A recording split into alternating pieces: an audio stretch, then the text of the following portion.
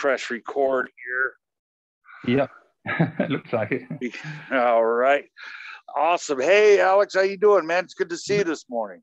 Good, but I can hardly see you. You seem to be in the dark somewhere. Oh, I gotta change my lighting. Excuse me. Is that the dark? Oh, it's pitch dark here. Hang on a second. How about that? A little better. I thought you were in the dark night of the soul. Let's see if I can't get this out of my face. Hang on 1 second. There you are. You're illuminated now. Right. You've got better light now. How's things, man? How you been? Good. Not too bad. Busy. Keeping busy. Let's see if I can't get this out of the way. I'm doing lovely. I've been really busy. I mean, how many interviews have you done now? Oh, I don't even know. It's a dozen. Oh gosh, there's got to be 20 or 30 of them online. Yeah, 3 of them was me. Yeah, now there's going to be 4. I've got a few. I could have had the next 3 I really liked, and I ran into some technical problems, and had to go through some stuff with Google. But yeah, I've got I think 3 that are coming that are really good, and then of course this will be 4th. I have some more coming next week, and yeah, it's going great. You know, just cruising right along, just having fun with it, just seeing where it'll go. Yeah. I'm really grateful that we were able to meet up tonight. When I saw your name, I was like, hey, there he is. sorry about the hours, because yesterday morning I was free for a conversation, but I mean, taking into account that I think it's 6 or 7 hours apart. Yeah. It would have been early in the morning for you. I didn't know if you were up to. Yeah, if I had seen it, I probably would have done it, but I think I had fallen asleep. It was like 3:30 in the morning when I saw it. But that's a beautiful thing about these things, and my schedule being so open, I can accommodate different hours, and you know, I've got people from, you know, all different time zones, so it's not uncommon that it's actually great when they happen spontaneously. Yeah. You know, I've definitely got to get it. I don't know about you, but getting into sort of a certain age, I don't want to say old age, I don't consider myself being old, but I find that I just fall asleep. If the conditions are right, I just fall asleep. Yeah. And so I sort of recuperate. I pick up on my sleep at any time, really. So I imagine it happens the same with you. You know, if you see a few hours, you just fall asleep and that's it. Huh? Yeah, it really does. It does hit me like a ton of bricks. A lot of times I'll trudge through, and I won't need sleep for, you know, I don't even know how long. It varies, but it can be a long time. And just to top up, like when you're charging your telephone, you know, you just top it up a bit.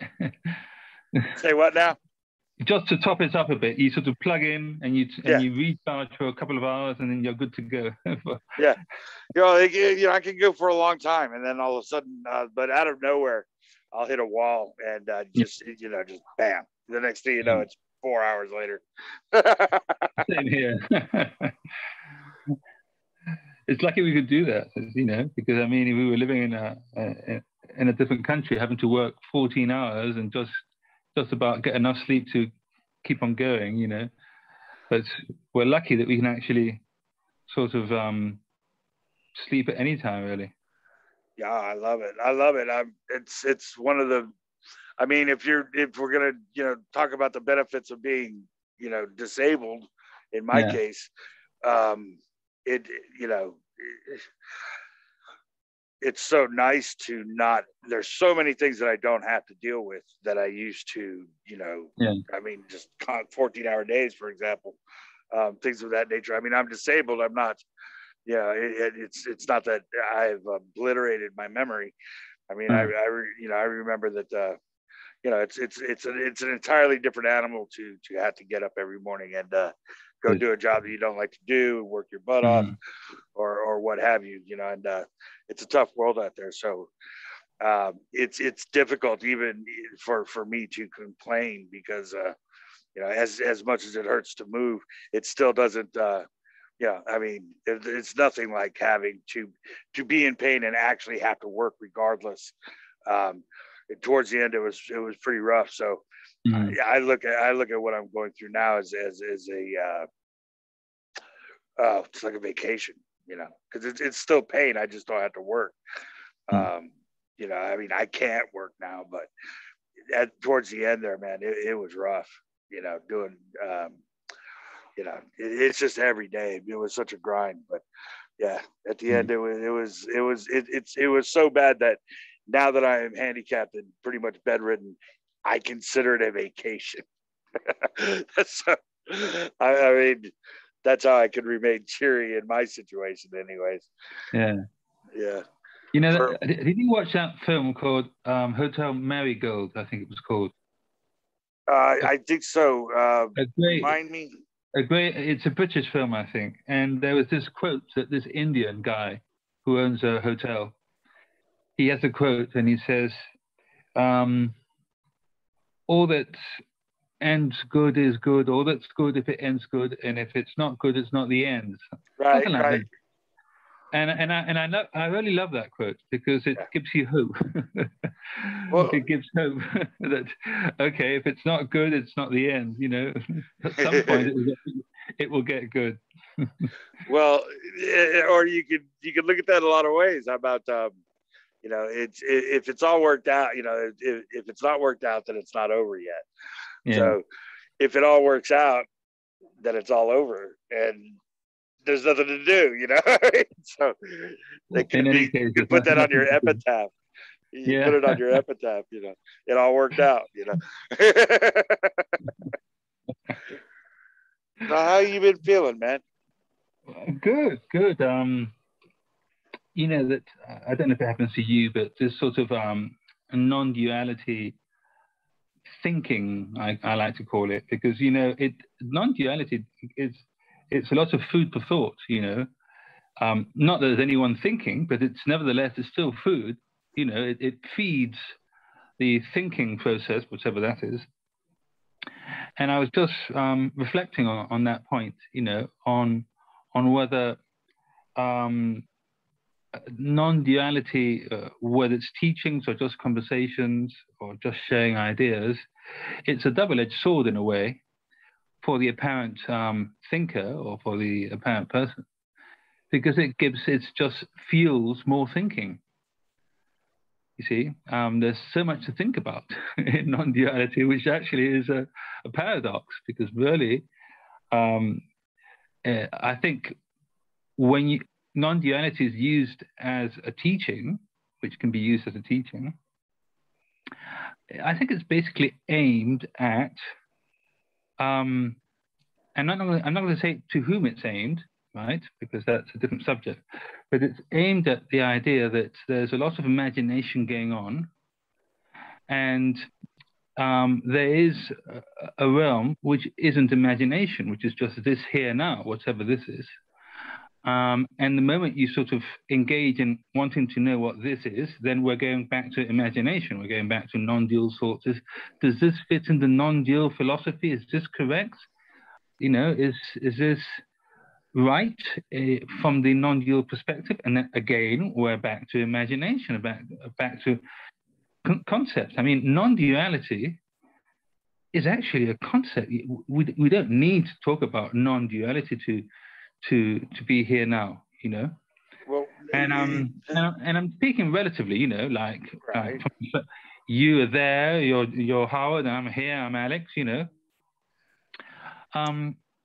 So I think it's a rabbit hole in a way.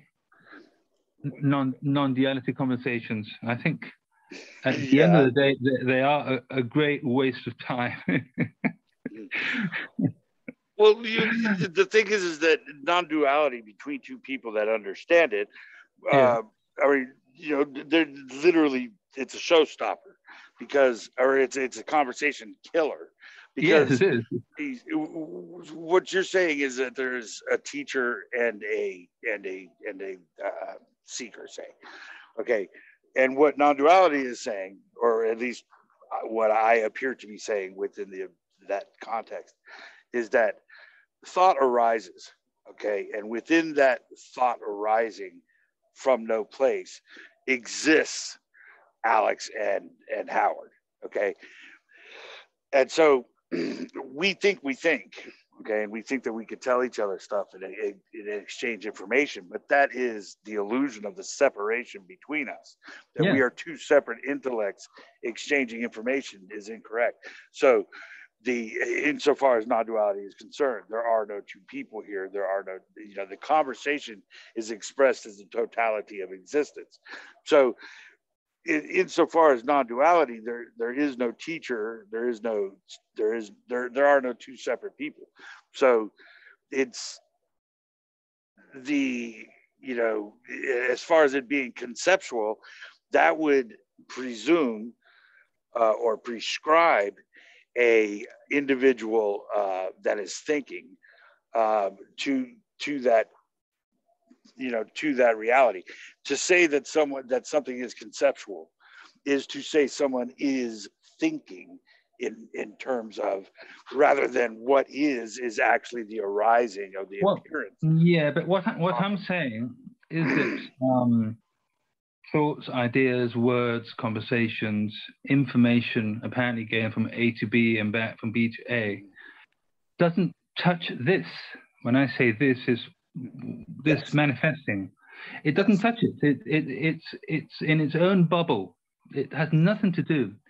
So even when you're affirming or negating using words, it has nothing to do with this.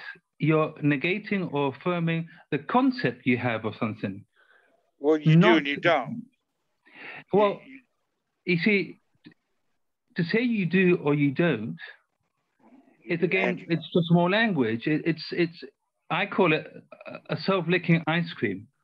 So no matter what we say in this conversation, apparently, that isn't going to make any difference to what is at this moment, at this present moment, whatever the experience is. And so whether you negate a self or you affirm a self, we're still in the realm of ideas, words, labels, concepts. It has nothing to do with what's going on. Nothing. Yes, but you're assuming the intellect of the individual. See, this is No, nobody. Oh, hang on. What's intellect? What's individual? You're just using more words. Right. Well, see, that's what I'm saying. So what is conceptual? Yeah, what is it? Exactly. There is no concept. But do you need labeled words, concepts, ideas, thoughts? I don't care whether there's a thinker behind them or not. Do you need them, or do they change in any way? No. The present experience. They don't. No. Not to the apparent individual. The non-duality is completely useless. I mean, to most apparent individuals. The paradox being, though, and the reason why I say is and isn't, because you are insinuating, or you are inferring, that the two of us being appearances and not actually as we appear to be, but just the appearance of individuals, even though we don't think and all this other kind of stuff. The reality is that the expression of the totality of existence is the two of us right now having this conversation. So to say that that it simply is not happening is incorrect, because but I haven't said that. It is and it isn't. And the reason why you say it is and it isn't is because mind, which is expressing those words, is dualistic. And it has to say, it can say it is, it can say it isn't, and it can say it is and it isn't. It makes no difference to what is, because it's just words. It's duality. Every word you utter is duality. And so the best mind can do to try and grasp this, and it can't, is to say it is and it isn't. And it makes no difference. You can say it is, you can say it isn't, or you can say it is and it isn't. Yep. Makes no difference. The appearance of mind, but the appearance of mind is. I mean, it is a part of everything else. So the fact that there is an individual that thinks they think or is saying something, okay, is and isn't true. It is true in that we are experiencing the expression of the totality as two individuals. So even though I am not an individual, I just appear to be, it is and it is not happening. Happening is and is not happening. But you see, it's a description of what can't be described. And Yes. so the mind, just because it says it is and it isn't, is no closer to truth, because the description is not described. You're saying that it's a bubble and like another bubble, like it is and it isn't. No, it is / and it isn't. It's both the same simultaneously. It is and it isn't as a singular. But what I'm saying is that no matter how you want to word it, frame it, it's not accurate, because this can't be described with words. Exactly. Because if it is, it's described through a dualistic mind. Yes. So we're not getting any closer to truth, saying it is and it isn't. It makes no difference. Yes. Because it's conceptual truth. Yeah. And what I'm pointing at is not conceptual truth. What are you pointing at? Well, the direct experience, for instance, of the senses, whatever this experience how is that beyond mind? No, because you see, it depends on how you define mind, okay? Because, I mean, when we're having these conversations, we need to see how semantics, again, we need to agree on semantics. If we can't agree on semantics, then it's meaningless having any sort of conversation about non-duality. I say the mind. Okay, go ahead. I'm sorry. For instance, in Buddhism, they don't use the term awareness. They may use Buddha mind, which in a way points at awareness, whatever that is, okay? And so that's in the Buddhist semantics. In other semantics, for instance, in my case, mind is this discursive language, labeling, ideas, thought, imagination going on wherever it is. I'm not even going to say it in the head. Some people would say in the head, or they would point at the head. Wherever that's going on, this discursive languaging, okay, this narrator, which seems to be going on in the background, which is describing everything that the senses apparently sense, right? That is what I would call the mind. Now, this chatterbox can be more or less present. And whatever it's saying about what the senses are doing, or the input the senses are getting, doesn't really make any difference. It doesn't change. I mean, I have let's say a black cupboard. Whether I call it white or black isn't going to make any difference to this manifestation. Color-wise, it's not going to make any difference at all. And so what I'm saying is that the mind will do its best to describe what's going on, but at the end of the day, it doesn't really make much difference to what is. It is what it is. Yes, but it's not separate from what is. See, this is the difference. I'm not. Yeah, but I'm not saying it's separate. I'm just saying it's not accurate. Yes, but it is also what is. The mind is the appearance of the individual, and that is what's happening as an appearance of an individual. I don't agree on that. I think the mind, whether there's a deep belief or not in an individual, thought is an automatic process like breathing, like digesting, like seeing, tasting, touching. It's a process. It doesn't, and a process like the wind, for instance, doesn't need someone behind doing it. Mind happens. Now, what can happen at some point is that mind gets itself into a mess because it actually produces, out of imagination, a thinker. It can but it's not conceptualize the thinker that thinks the thoughts. Right. And so there's But there's thought without a thinker, though. See, that's the thing. Thought arises from no place as an Alex, as a Howard. And within that, those thoughts of Howard and Alex that come from no cause think that they are in a cause and effect. The physical body is not substantiated. The physical aspect of mind is the illusion of a mechanism called consciousness that cannot be defined. Well, but there's an association. For instance, if you look at yourself in the mirror, then you're going to say, oh, that's me, a label, and me is called Howard, another label. So there is an association, whether it's done by the brain or who knows the mechanism, but yes, there is an association. What I'm saying is that we don't need a thinker for there to be thoughts.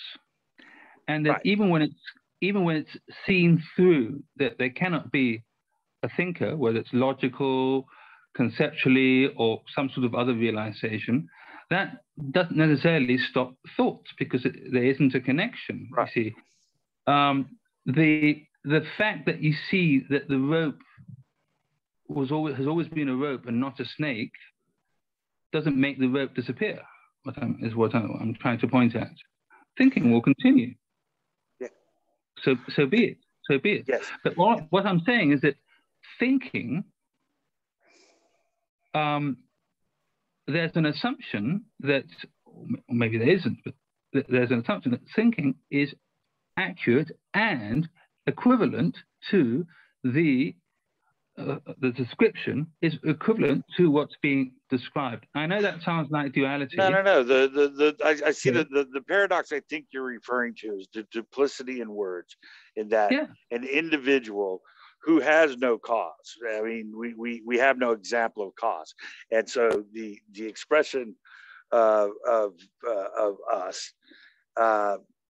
culminates in our own individual apparent will and thought and all of that stuff, choice, physicality, all of that is the illusion that that there's separation.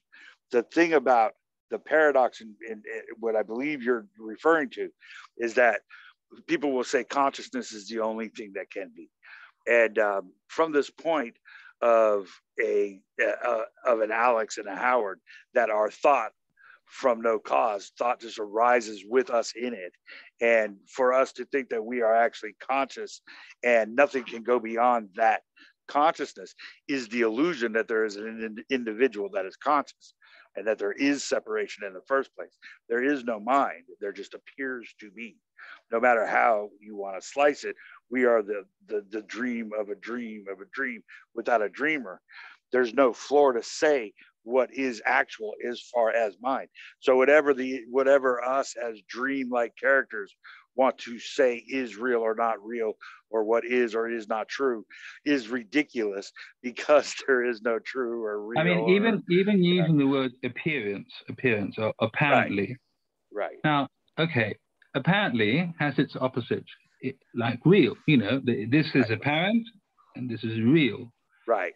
But you don't know what real is. Therefore, using the word apparent makes no difference. Right. Okay, yes. It's a disclaimer for non-dualists. Right. Apparently, well, because I mean, apparently compared to what, or real compared to what? Right. You see, we're still stuck in the dualistic mind.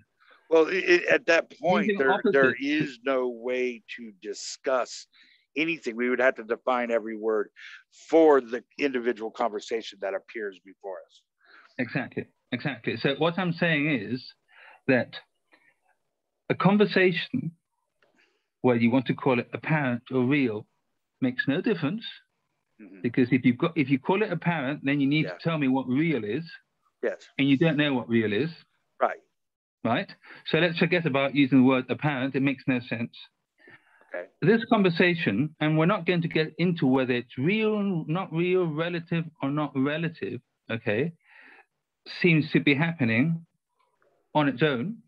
Mm-hmm. I mean, I don't know what the next thought is going to be. Why? Because there's not an I thinker here that can know what the next thought is. It's spontaneous thought, language is coming out of my mouth spontaneously. There isn't someone cooking the next thought. There isn't a thinker. This is just happening spontaneously, it looks like. My hands are moving spontaneously. No idea what my left foot is going to do in the next 15 seconds. No idea. No idea what the next word is going to be. It's just happening spontaneously. And you don't need to believe that. You don't need to believe that. It can be observed. Well, look, I try to look at it as the same in the same way that a meteor could land on my head in the next 10 seconds. I mean, it literally would have the same amount of control as so far as an individual is concerned. A tree could fall through the house right now and land on me. I wouldn't have anything to do with that. It would just appear to happen. And, whatever would happen to what appears to be this physical body is also a part of that story. That is the same as I think what you're saying, that the mind, that I am here at all, existing is just not what's happening. I mean, it appears to be that way, but it is not. It is not an individual that is experiencing this. It's the arising of the expression of an individual that is experiencing something. Yeah, but for instance, when Tony Parsons or any non-dualist, I know they don't like to be called teachers, but they are transmitting information. So why not call them teachers?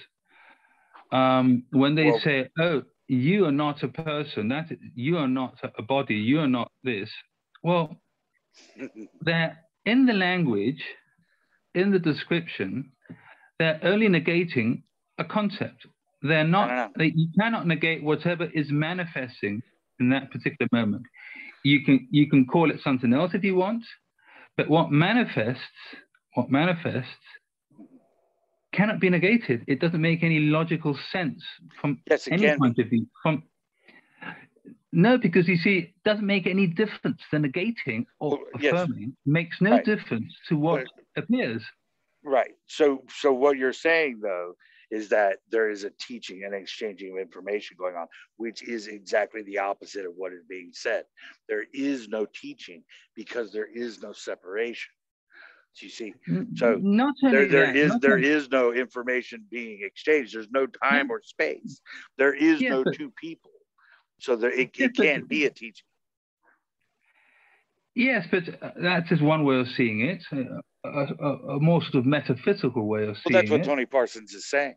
Yes, but what I'm saying is that we need to draw a line, or I think it's convenient to draw a line between what manifests, which we don't know what it is, we only have words for it, but we don't know what it is, and negation or affirmation. Now, whether you want to negate the window in front of me or you want to affirm it, isn't going to make any difference to that is manifesting. Whether you know what it is or whether you don't.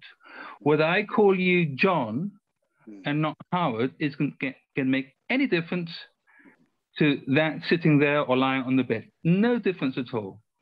And if we're not clear about that, we're confusing imagination, which is concepts, ideas, words, labels, for whatever is appearing. It's not the same. It's not the same.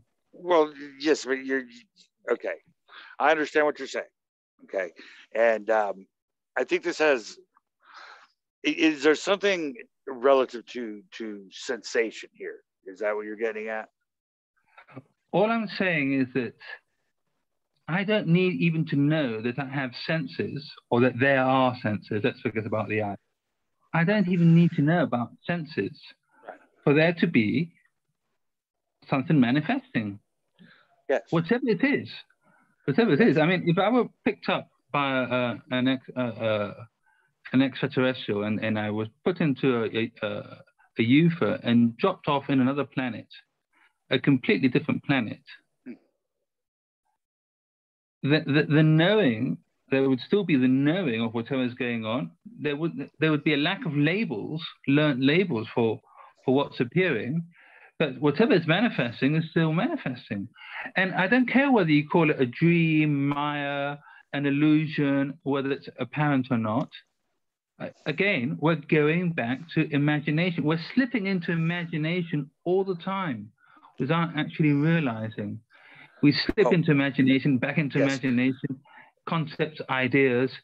And what I'm saying is that the mind can only negate what it creates, and it can only affirm what it creates. But it's not all the mind. And when I say the mind, I'm talking about discursive mind, logic, words, labels. Yes. You see, it in a completely different realm. Yes, but see, non-duality is not a concept. It's not a non-duality as it refers to, like Tony Parsons, for example. The moment you talk about it, it's a concept. No, it's not conceptual. No. The moment conceptual, you talk about it, then where is the mind that makes the concept? Howard, the moment you utter a word, it's conceptual. Yes, I understand what you're saying. If you say, this is non-duality, this. But talking about it is conceptual. Of course it is. I understand what you're saying. Yes, I understand what you're saying. There's no way around the duplicitous language of it. No. But yes, but see that you think that you're thinking and talking right now, right? You think that you are saying something, right? but listen, whether I think as I think or I don't think as I think, thinking happens. Exactly. So thinking happens, talking happens, okay? Yeah. But there's no you doing it, right? So what you are saying is that you have a mind that can make something conceptual. And what I am saying and what Tony Parsons is saying is that mind happens. Okay. The fact that you think that you have some kind of ability to differentiate between what is and what isn't. No, but you're putting words in my mouth. I haven't said that. That's what you think. That's what you're saying. I'm saying. Well, that's what you're saying. No. What I'm saying is that the mind can redefine on its own. Okay, it's a completely different animal. You know, the thinking can redefine, reconceptualize. It can say as much as it wants, because what's manifesting as words, ideas, concepts, and imagination, let's call it mind. It's the same: thoughts, mind, words, concepts, imagination. And it's not always present. It really isn't. It's not always present. But it's not something that can be, there's nobody that turns it on and turns it off. Sometimes it happens and sometimes it doesn't happen. Well, it has nothing to do with the thinker behind it that says, okay, I'm going to decide what my next thought is going to be, and then I'm going to pop it up. Because, I mean, this conversation, would you agree that in a way it's verbal thinking? No. Would you agree on that? No, I would. No, it's. What would you say? It is and it isn't, because it appears to be, but it is not as it appears. So it's an expression of verbal thinking, if you want to say that, you know. But that is the idea that you somehow are, you know, thinking and talking. That this is somehow two individuals having a conversation. That's not what it is. It appears that way, but it is not as it appears. There's nobody thinking. But you see, the using logic, you see, any idea can be debunked using logic. No. Okay. Because there is not such thing as an absolute truth. There isn't. You cannot utter an absolute truth. Okay. You think let me you ask can? You this. Well, no, you can't. But let me put it to you like this: is there a past? Is there a past? Is there a past? There's thinking of a past. That doesn't make it a real. Doesn't make it real. Does time and space exist? Well, you need to think in time, and you need to think in but we're space. not thinking, right? Is there a past? No, but I'm saying that thinking appears to happen. I'm not saying that there's a thinker behind it. Okay. is there a past? I'm saying that a past would appear like thought. Right. So is there a past? It depends on how you want to define the existence of something. So you don't know if there's a past, right? No. Okay. Is there a future? A past and future is thought, is thinking. Okay. Or you can call it imagination if you want. So is this a present tense? Present is also a label. It's also imagination. So this is not a now.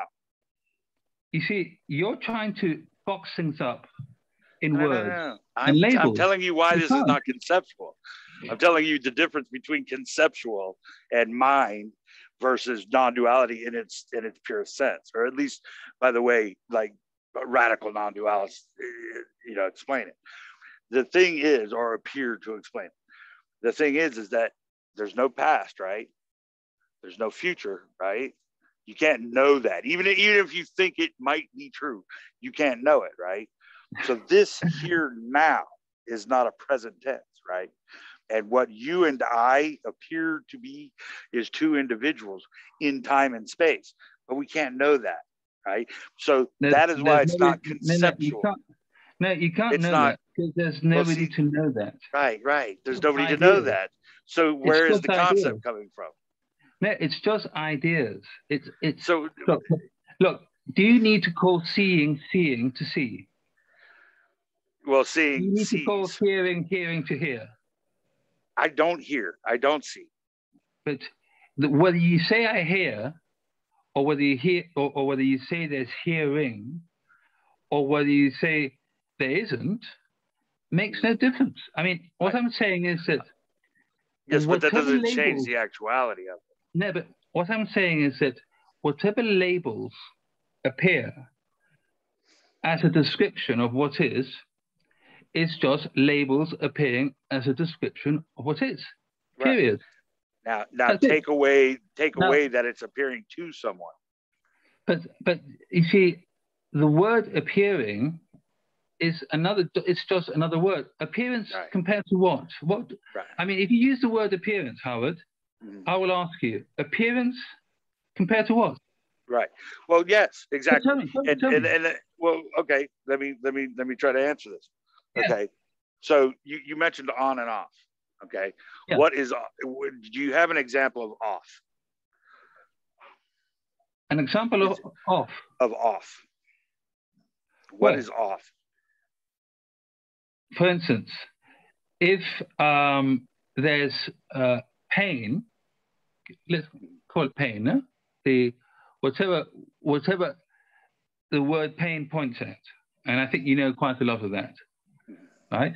If at the present moment you're saying there's pain now, and there's a feeling of pain, right. If you say that in a relative conversation, the pain is on, and at some point, pain can be off. Okay. It's words. It's words. Okay. You see. Okay. Well, all of that, is predicated on a on and off mechanism. Okay, but that is all predicated on this assumption that this is on. Okay, there's something on, but there is no example of off. Okay, you were born. Okay, you in your memory, you were born. You're growing up. You're gonna live and die sometime. But that is the story of physicality. It is the story of a you in a mechanism that cannot be explained in its own right, which is beside the point. But even within that description of self, or that description of unknowability, there is this idea that the physical world exists and you are thinking within it and navigating this time and space. That is what the whole consciousness thing about mind is. It's a belief. It's an idea. Right. is a belief that you hold true. Yes. So that manifests. It's still thinking. Yeah. Well, yeah, it appears to be thinking, but that manifests in this idea that comes from no cause, as cause and effect. To put it more simply, to say that the mind is like we're reaching for what is or is not, when we ourselves are, you know, the appearance of an effect without the cause. So we cannot know, and this is why it's not conceptual, because non-duality is pointing to just this, right? Whatever that means, okay? But what it means within this context is that what is the totality of existence is what is happening in this quote unquote present tense, which is not even a time or a place, right? So it's not that there are two separate people having a conversation. It is that this, whatever it is, just this is expressed as two people having a conversation. There's no one actually thinking. But what you're saying is that some words fit better into this than others. No. Well, you're missing the distinction between concept and simply what is without belief. There's no one thinking. But what is doesn't need words to describe it, and it makes no difference what you describe it or not. But a concept needs a mind that exists, does it not? You see, the mind is just another label. Okay, so concept of that mind is what? All those are labels. Okay. Thoughts. So, right. So what is just this within the experience of your appearance is what? It cannot be known. It cannot be known. Is that a concept? Is that a concept? Is that a concept? What is a concept? What you just said. This, whatever the appearance of you is experiencing right now, cannot be known, right? Is that a concept? It cannot be known conceptually. No, it cannot be known at all. No. Right? Okay. So is that a concept? Is what you just said conceptual? No, but there you go. But listen. You see, this conversation isn't taking us anywhere. Yes, but it's not conceptual. This conversation is fully conceptual. 100% conceptual. What you just said is not conceptual, though, right? It's everything is conceptual. Because why? What is thinking? Because whatever you say, whatever pops up as labels, ideas, definitions, makes no difference to this. Because you're putting a reality behind what is being said. You're saying that you are actually saying something. That's what you're saying. No, you're saying that your mind actually exists. But you don't know that. I haven't said that, Howard, for goodness sake. You're saying it. Well, you keep saying that it's of the mind and it's conceptual. But I'm not saying I have a mind. There's an owner of a mind. It's an assumption. Right. So the appearance mind over there. Right. So the appearance of conceptuality, the appearance of consciousness itself is. Howard, you still haven't told me what appearance is. Well, I'm. Can you give me an example of off? No, you tell me what appearance is first. I asked you before. And I'm asking you. Because look, this is what appearance is. This here, okay. This here, which is not a place or a time, right?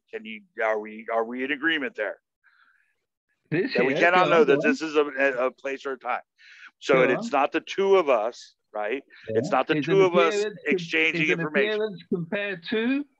The two of us are not exchanging information, are we? Well, it would look like it. It would appear like it, wouldn't it? Yeah, but we're not. Yes, but look, the way I see it, okay? This is completely an end product result. Let's call it that way. It's like Ramesh Bhaskar would say, the movie is in the can. It's been filmed. Right. It's been dubbed. Right. This is an end product. Okay. Yes. It's happening as a finished, polished end product. Mm-hmm. Will you agree on that? Well, I don't know. Well, let's imagine. I'll say okay, sure. Okay, now, whether you want to call it an appearance or real, or compare it to something else, makes no difference. True, but we're not talking about difference. We're talking about what is. And so, trying to frame this in words and believing that there's a better way to frame it in words doesn't make any sense. Yeah, that's true. It's not going to make any difference to this. It has nothing to do with that. Yeah. Nothing. You see, there isn't right non-dual speaking and wrong non-dual speaking. I don't see that. Well, I don't know. Because at the end of the day, I think it's how it's seen by most non-dual speakers. At the end of the day, they're pointers. So we're not discussing whether one finger is a better finger for pointing than another finger. What we're discussing is what the finger is pointing at. Right. And here we're using words, which are pointers, and we're trying to decide whether one word is better than another word, one finger is better than another finger at pointing. And that doesn't make any sense. Yeah, I mean, So I get what you're saying. How you language this isn't going to make any difference to what's being pointed at. Yes, but that's what I'm saying. I get what you're saying. But do you understand how, under that context, nothing is conceptual? Nothing. Absolutely nothing conceptual. What is being pointed at is not conceptual. Yes, I agree on that. Okay, so because there's nothing. The pointers are conceptual. The pointers, the fingers, are conceptual. Okay, because they can't be substituted for what's being pointed at. A finger pointing at the moon is not the moon. And that's the difference between like just anything and what like radical non-duality is saying. Because what you're saying is we're going to go ahead and assume that the level of mind has some kind of autonomy and it's going to make a choice. Okay. And within that choice, it's going to say things that may not appear to be jiving with the radical non-duality message. So, but it doesn't necessarily mean that somebody can't be. I don't believe mind has choice. I think it's purely mechanistic. Right, but you're saying it doesn't exist. It is. I'm saying that thoughts, for instance, if this mind, let's call it mind or thinking process, hadn't been introduced to non-duality, let's say in the past, for argument's sake, this conversation wouldn't be happening. There wouldn't be any tools, labels, fingers, pointers for this conversation to be happening. You'd be having a conversation with somebody else. Okay? It didn't happen. What spouts out as thoughts? One could say it's conditioning, perhaps, for other minds. And when I say mind is a recollection of ideas, thoughts. They don't belong to anyone. I mean, if I say pink unicorn, for instance, okay, whatever idea you have of a pink unicorn, whatever appears in that mind as a pink unicorn, can be similar to this idea. If I say, okay, let's draw a pink unicorn right now. You draw one there, over there at your place, and I'll draw one here. Okay? Let's draw the idea, the thought, the imagination of a pink unicorn. Let's draw it. And then we confront your pink unicorn with mine. It needn't be the same. Okay? So we can agree that in that sense, they are different minds at any given moment, different minds. So what I'm trying to put forward, it's a suggestion, I'm not saying it's the absolute truth, is that mind would be simply the stream of thoughts, whatever thoughts are popping up, okay? And those thoughts are not unique, they're not clones, they're not copies, you know. The thought you may have of a pink unicorn or a black elephant is going to be different than the thought I have of a pink unicorn or black elephant. And when I say I, I'm talking about mind. It's the mind that calls itself I, because it's a label. I is a label, so it's the mind that calls itself I. Yeah. And it's the mind that says, no, but I is real. Again, the mind. You see? But that doesn't have to be accurate. It's just what it's saying. I mean, I can say it's raining when it's a shiny day. You know, it doesn't have to be accurate. It's just what it's saying, right?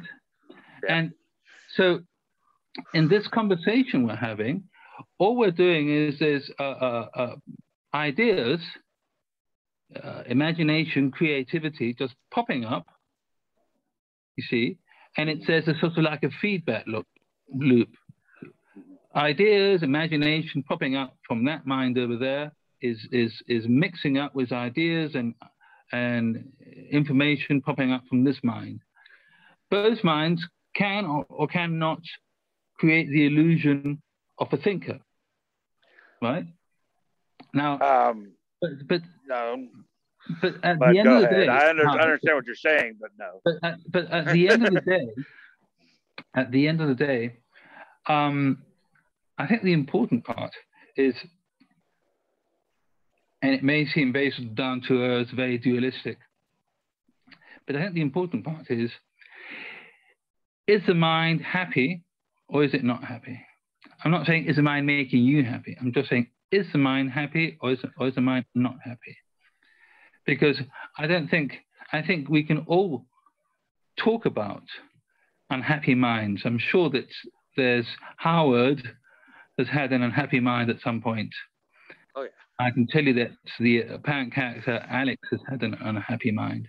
Right. And so if in any way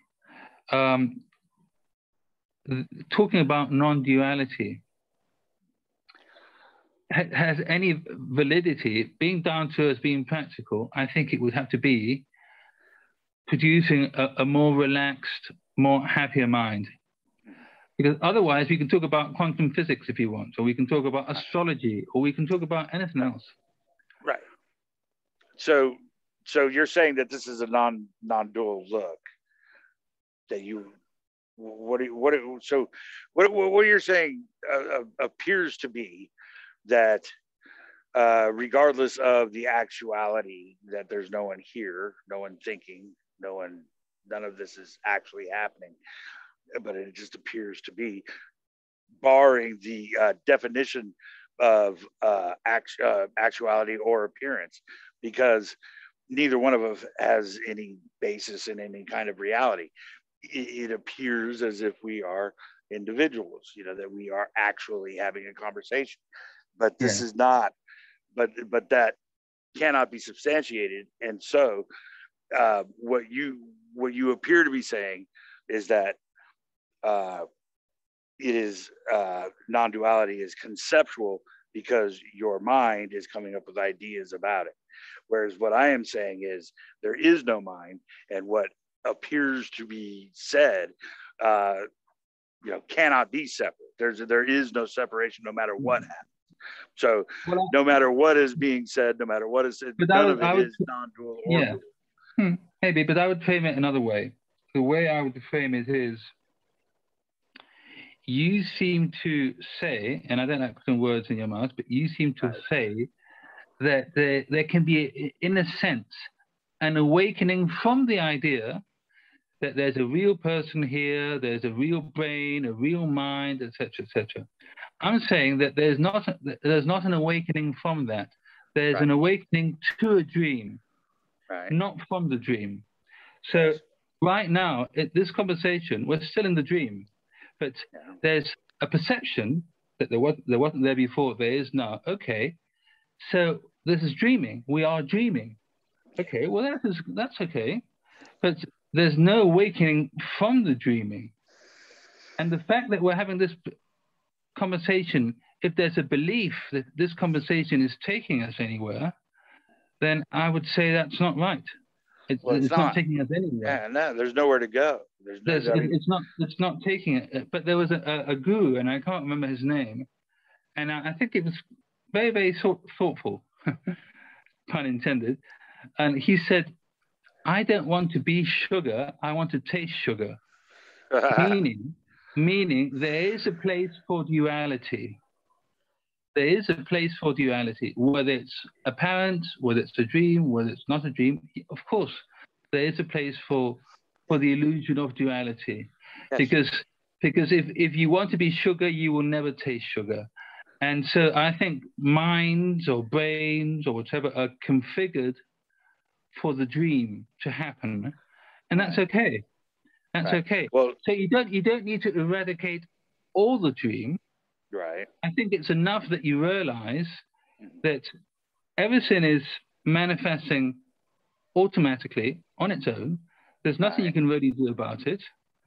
And that may cause a relaxation in the mind, and it may end some sort of neurosis, and that would be a positive outcome in the dream. And there's not really much you can say. Well, yeah, that I mean, now that would be within the level of mind considered conceptual, but completely fine. It doesn't have anything to do with what is, but what is. And I think I see your point. You're saying that no matter what is said, you're essentially saying that you're going to do something to make you happy rather than deal with what is. And I understand that, but what is simply is appearing as an Alex that wants to do something that makes him happy rather than look at what actually is. Well, we're both tasting sugar because we're both having a dualistic conversation.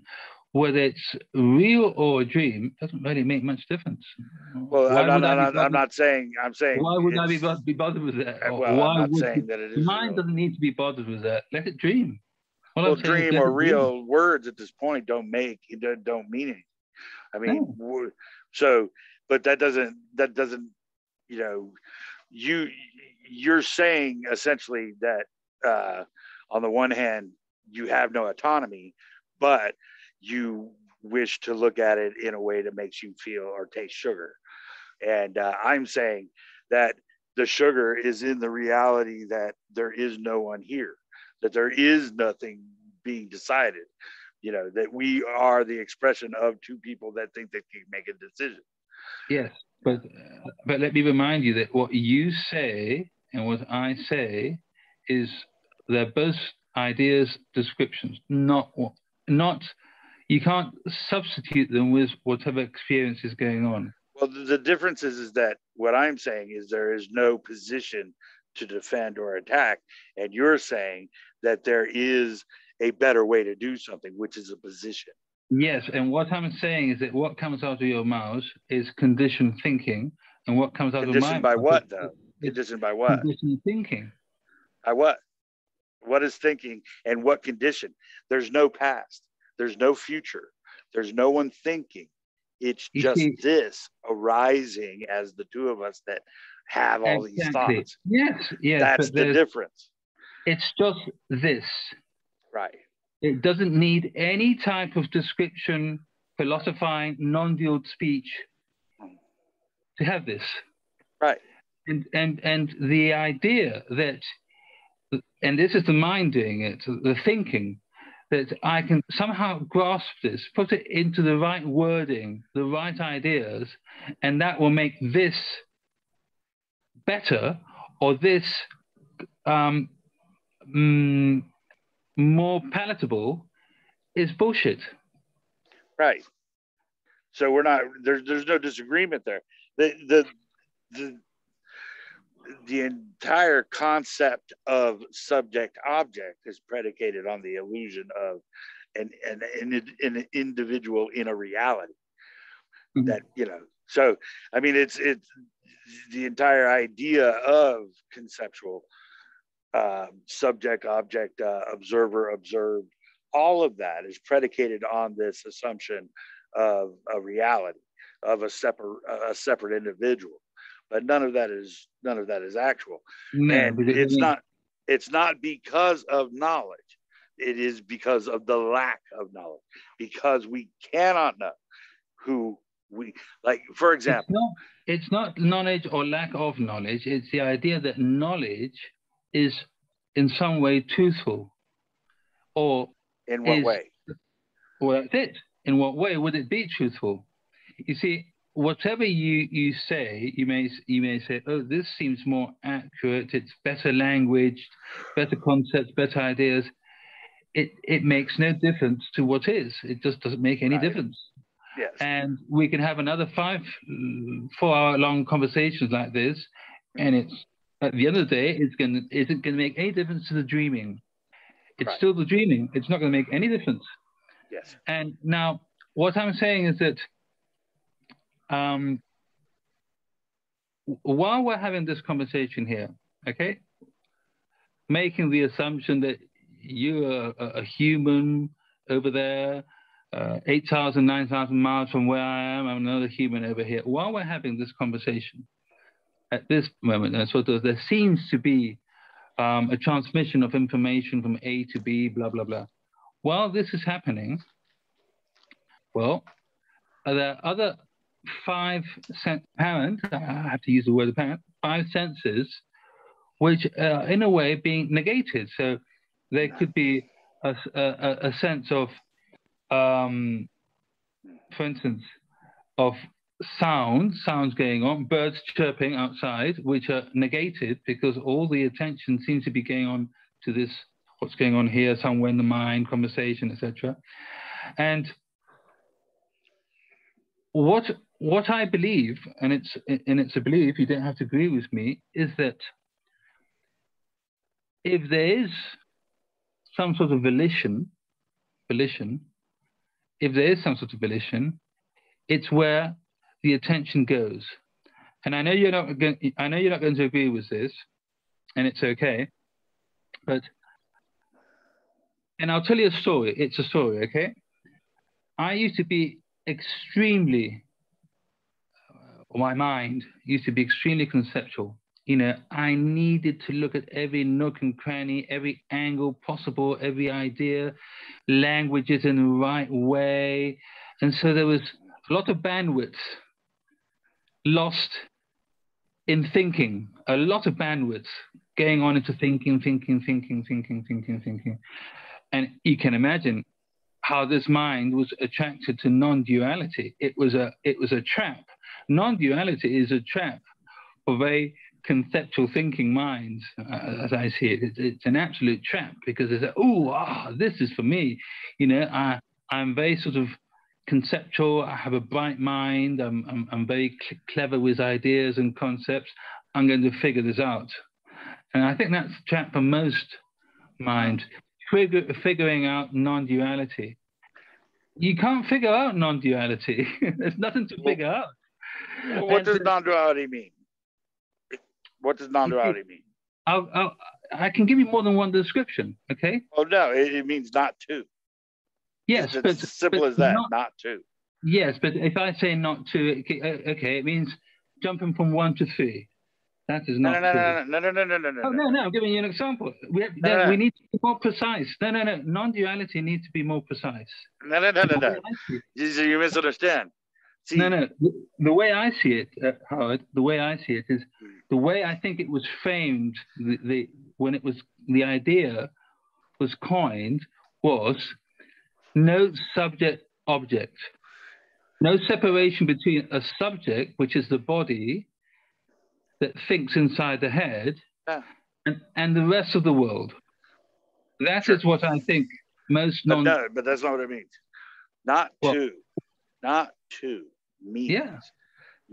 means that there is nothing else. Okay, so it's another way to say it. Well, one, okay, needs two to exist. One needs zero to exist. Okay, we have no example of that, right?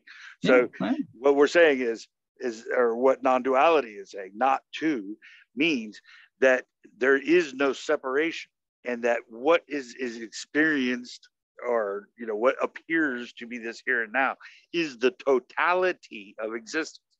There is nothing else. All right? Exactly. There's nothing that is would between also us. include, and that nothing else, that all this would also include imagination. Yeah. Right?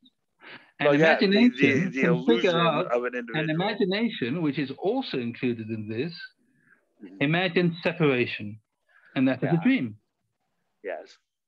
Okay. Yes.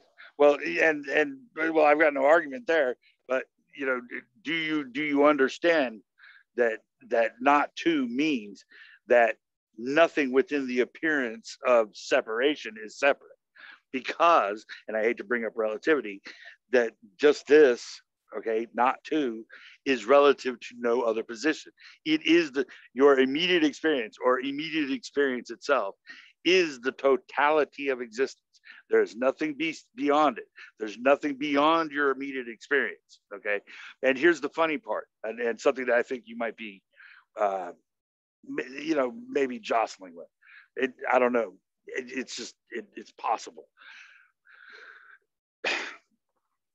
Losing the self, okay, the idea that you're thinking, the idea that you're a physical entity in time and space, navigating some kind of happening, okay, is difficult for the individual, because, you know, there's nothing for you to do anymore. Just talk about an empty mind. You're not thinking.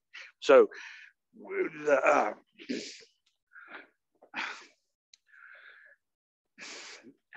shit, I lost it.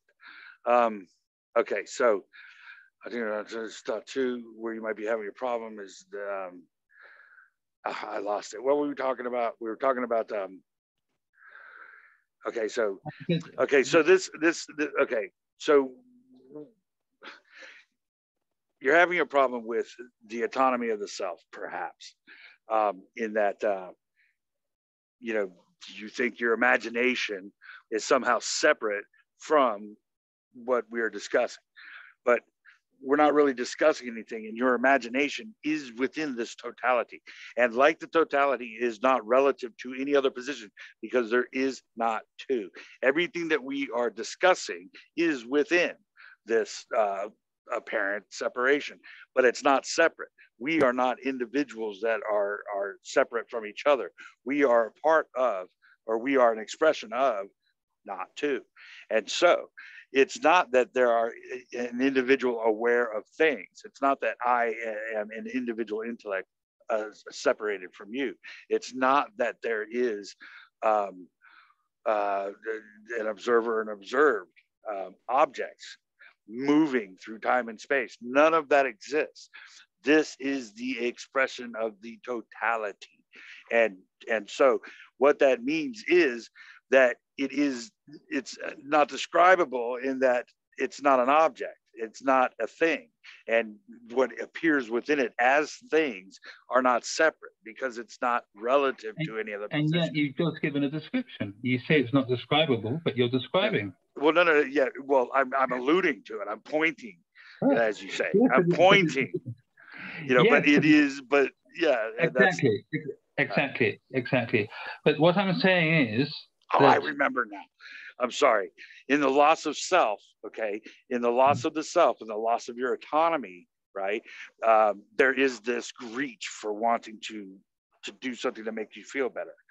The irony of the loss of self, okay, is that you find yourself appearing as an expression of the totality, as an Alice.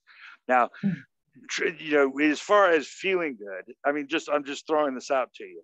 As far as the sugar is concerned, doesn't that make you, you know, like just awe-inspired that, holy crap, this is the totality, and yet I've lost myself as an individual, yes, but I am being expressed. No matter where you go, there will be an Alex, okay, yes, appearing, right? Yes, and that has been, in a way, realized long ago.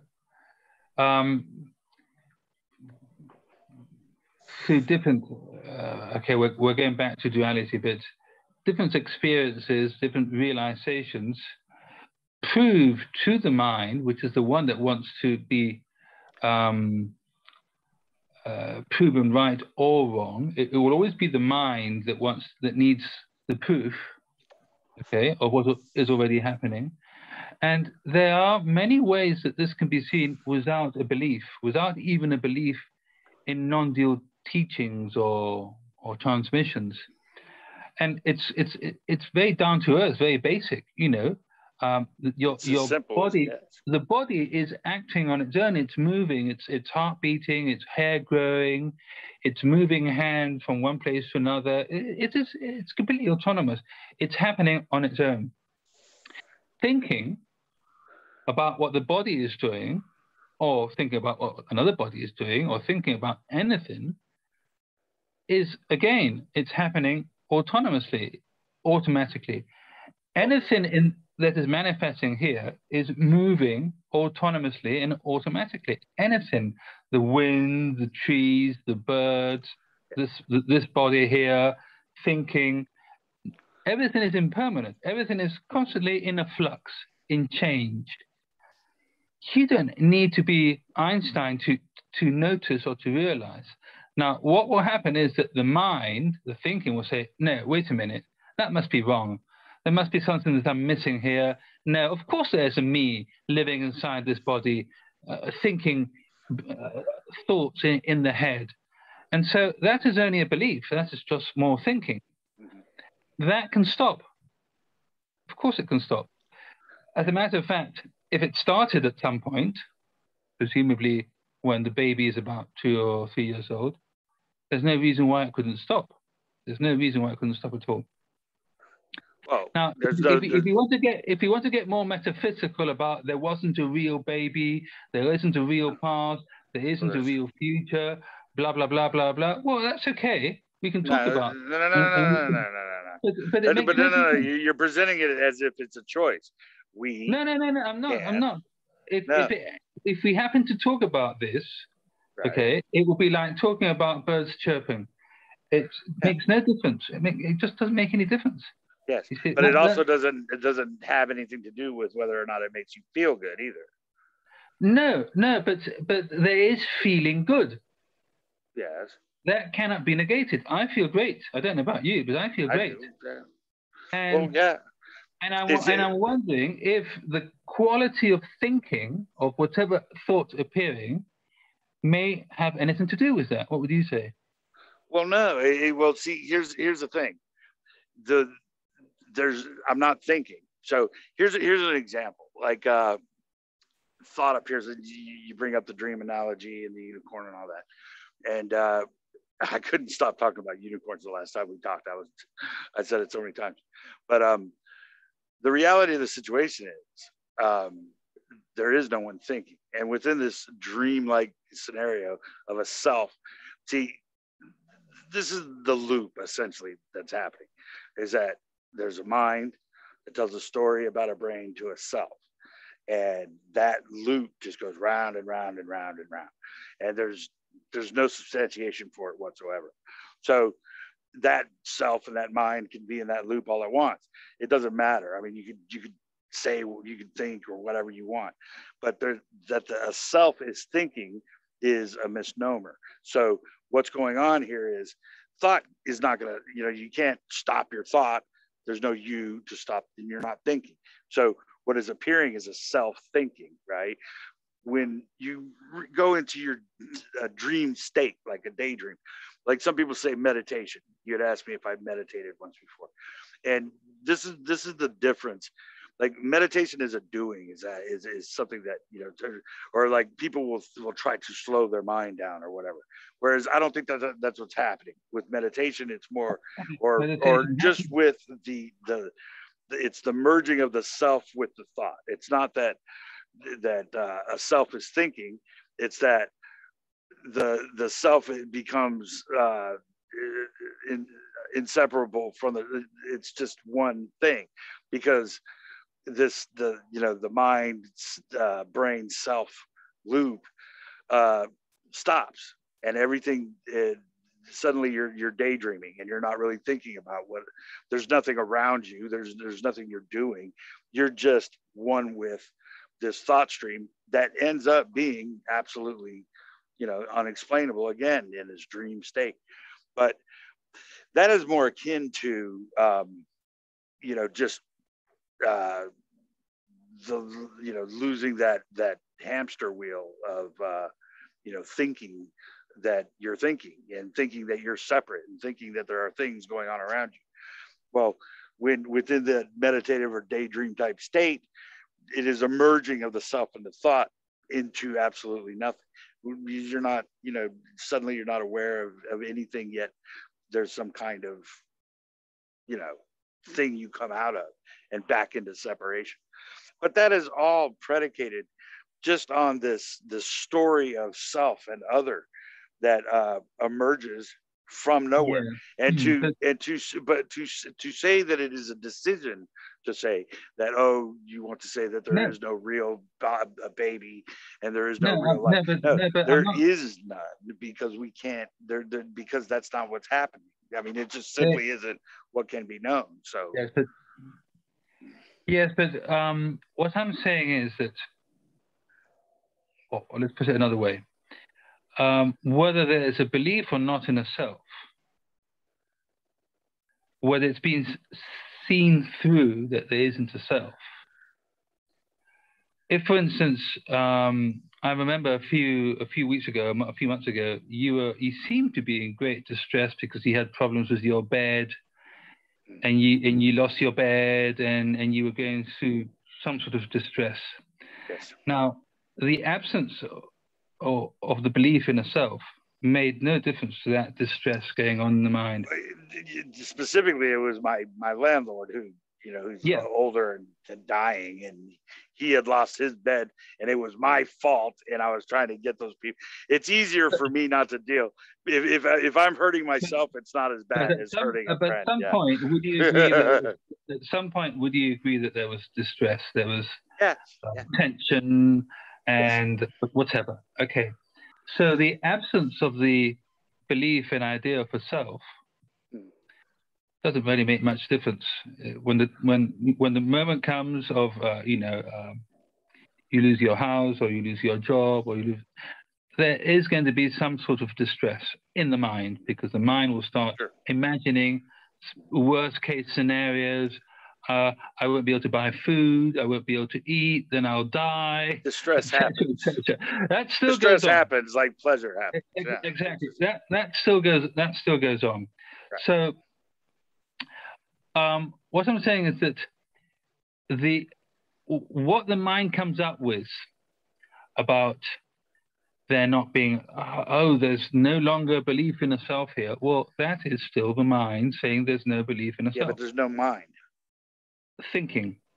There is no thinking. I mean, there's nobody thinking. See, there is. See, that's the difference. See, you're blending reality to what you think. You think. Yes, but when you look at the video again, when you have a look at the video, count how many times you've said you think.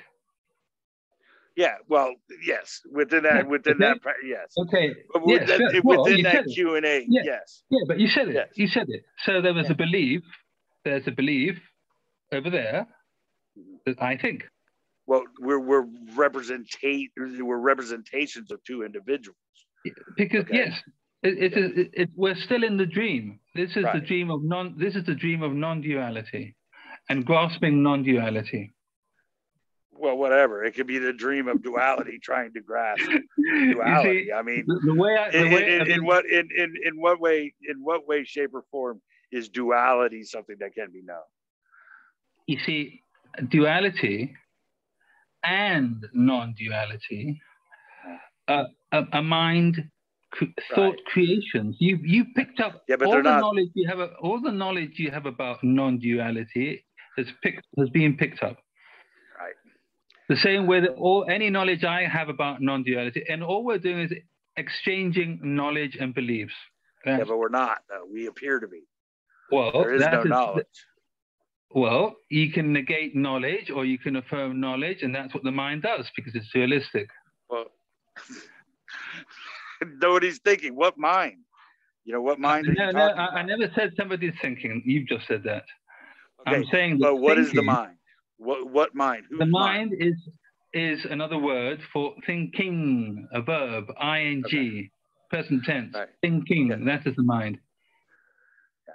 Well, okay, but within the paradox of that, of what you're saying, I am appearing to say that there is no thought, and so that is the radical non-duality of it, is that this, not two, is the totality of existence.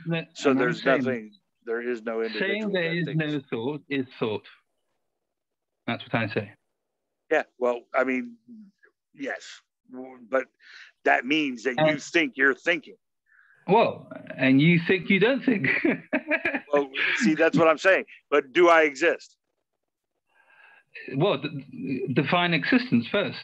Tell me, because I don't know. Do I exist within our shared reality?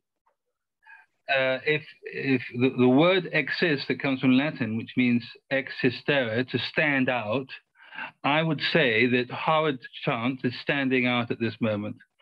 I exist. Yeah. You exist as something that stands out from the background. Yeah. Yeah. You so exist. I am separate from you. No, I didn't say separate. I say you stand out. Well, so am I separate? In last night's stream, for instance, would you say there was anything separate in the dream? No. Well, that's not. No. It's an example. You're saying there's a mind, and then you have a semantics about. Okay. I'm saying there's thinking, also known as mind. Does an individual? Do you think? An individual is a concept. It's an idea. It's an individual is thought. A concept can be conceptual. So you're saying that you as an individual are a concept, and that whatever you say is conceptual. I'm saying that in this conversation, whatever words we use are labels, words, concepts. Do you exist? I'm saying that the word individual is conceptual. It's an idea. Right. And it's a fixed idea. Mm-hmm. The individual is just a label, a word. So and it's fixed. An individual is an individual is an individual, and it will always be an individual. Now, whatever is manifesting here, and we can put a label individual on this. You can put a label on this and call it an individual, but this is all over the place. It's changing, it's morphing, it's all over the place, and that's over there. Do you have a will? It's all over the place. What? Do you have a will? There's no you to have a will. Okay, so now the mind might create a you that has a will. The mind will create the idea of will and the idea of you.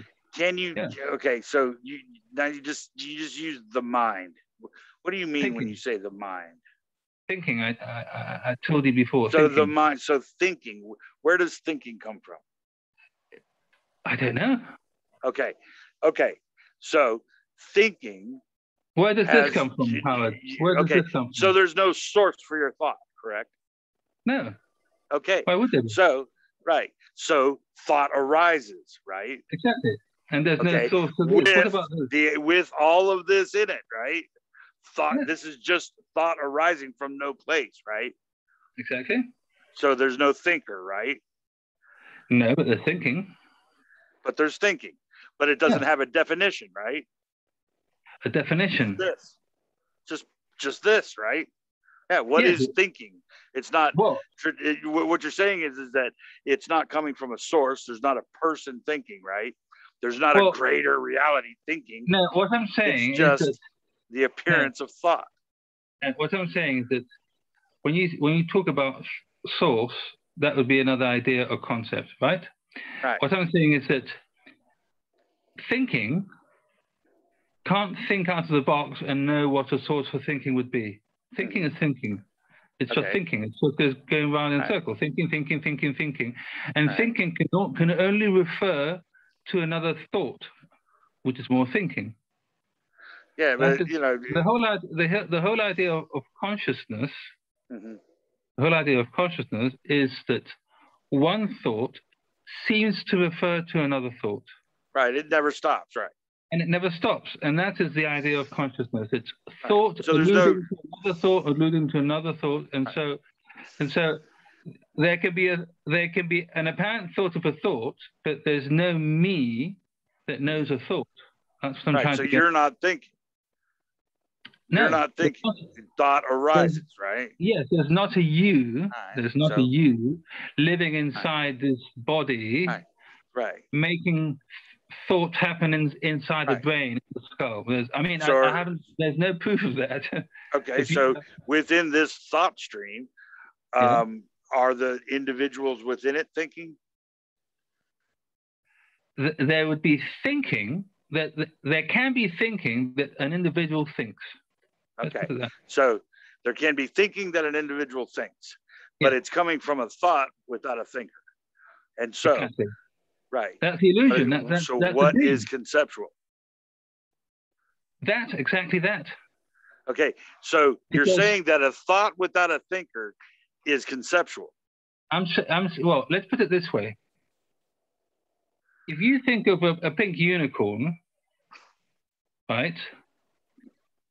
The pink unicorn, when I say you, if there's thinking or if there's an idea of someone thinking. There's the expression of two people with two different ideas of unicorns. Okay, now, yes. Thinking of a pink unicorn doesn't instantly manifest a pink unicorn here to the senses.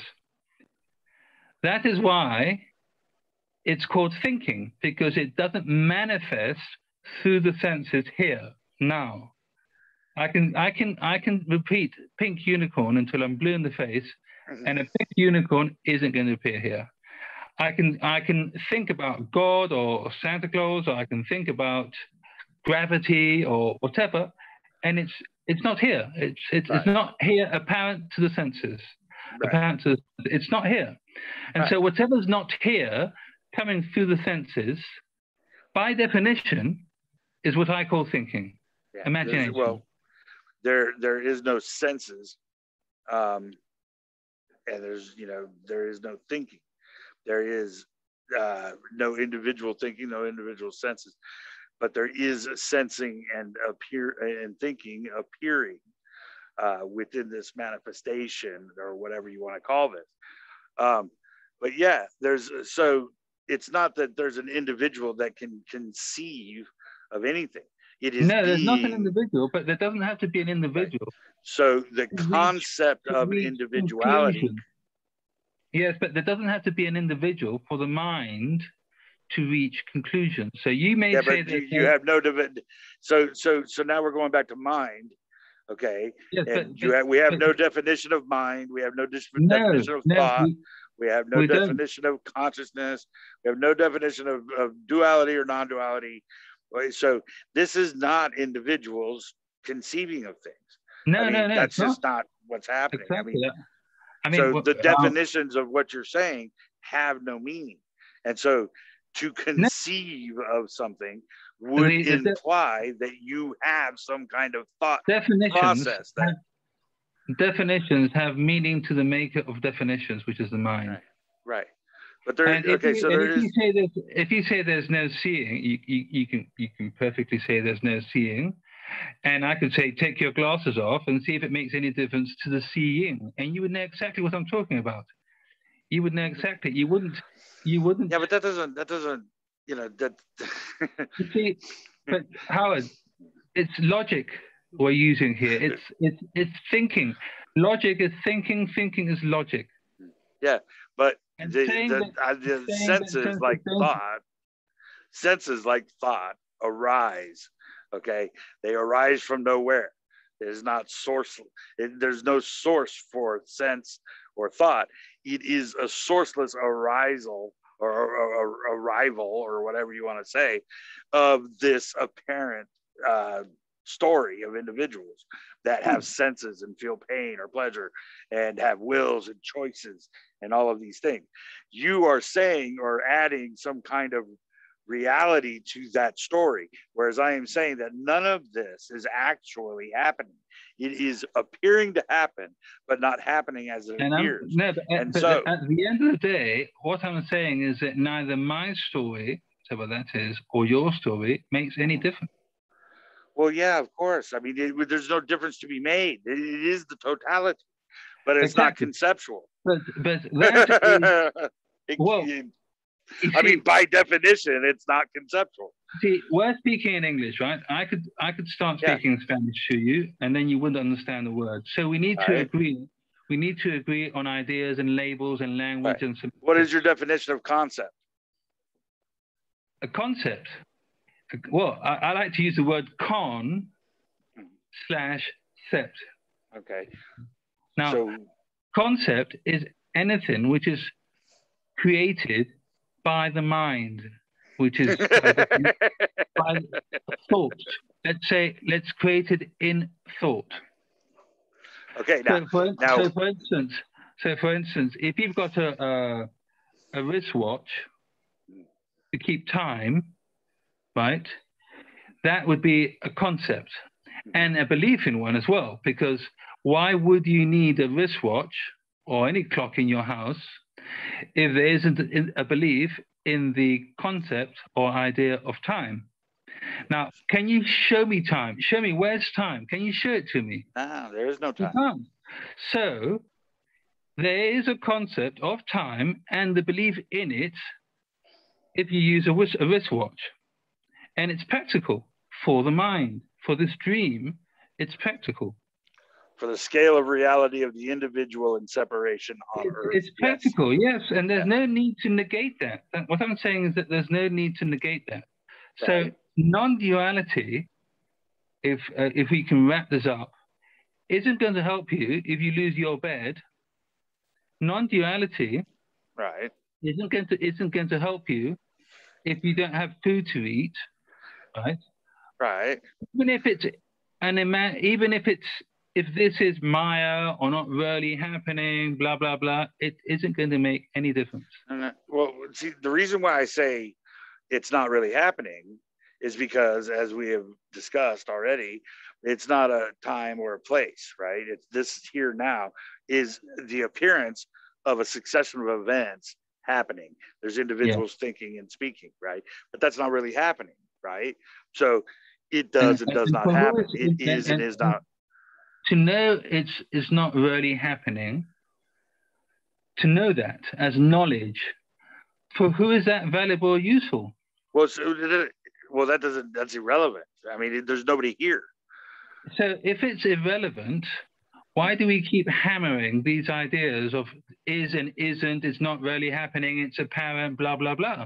Again, there is no one doing this, okay? It is being done, so to speak. And that's not even accurate, okay? Yeah. It appears to be done. So in that case, would you agree that this is just dreaming? Sure, but without a dreamer. Exactly. Right. We can agree on that. There's dreaming without a dreamer. Right. Okay. It's now, just dreaming. If by any chance there's a belief that somehow using logic we can eradicate the dreaming, that is wrong. And I believe that from a relative point of view, many so-called individuals, persons, people, do believe that. They buy into that idea. When they go into non-duality, they buy into that idea that I will awaken to a higher realm, dimension, reality, and then there'll be angels and this and that and blah, blah, blah. And that is, I think, pretty confusing. Well, that doesn't happen. I mean, well, none of that happens. You'd be surprised. I mean, you've had a chance to talk to lots of people on your interviews, on your apparent interviews in the dream, and you can hear all sorts of stuff, like people that believe in God.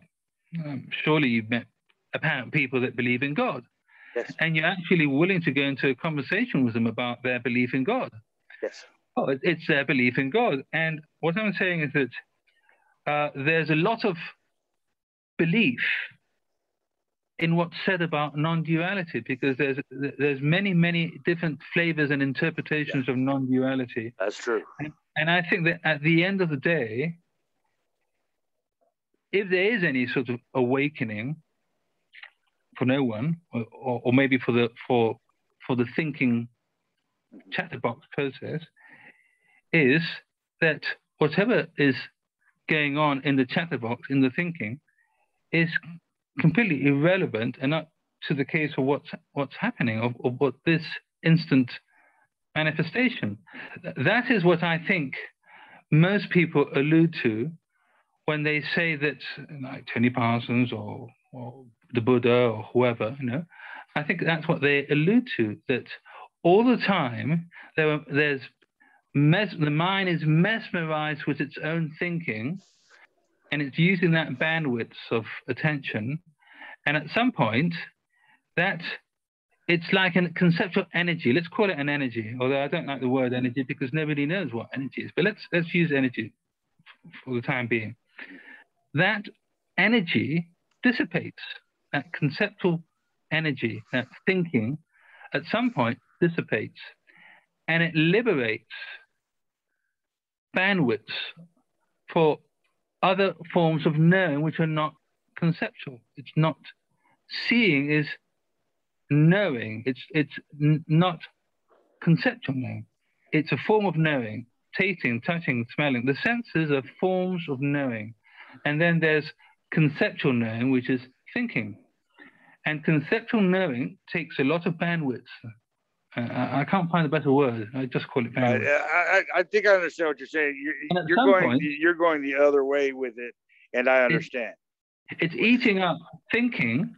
It's eating up a lot of the bandwidths, conceptual knowing, and it's leaving only a trickle of bandwidth for the other forms of knowing, which are tasting, smelling, touching, the other senses, and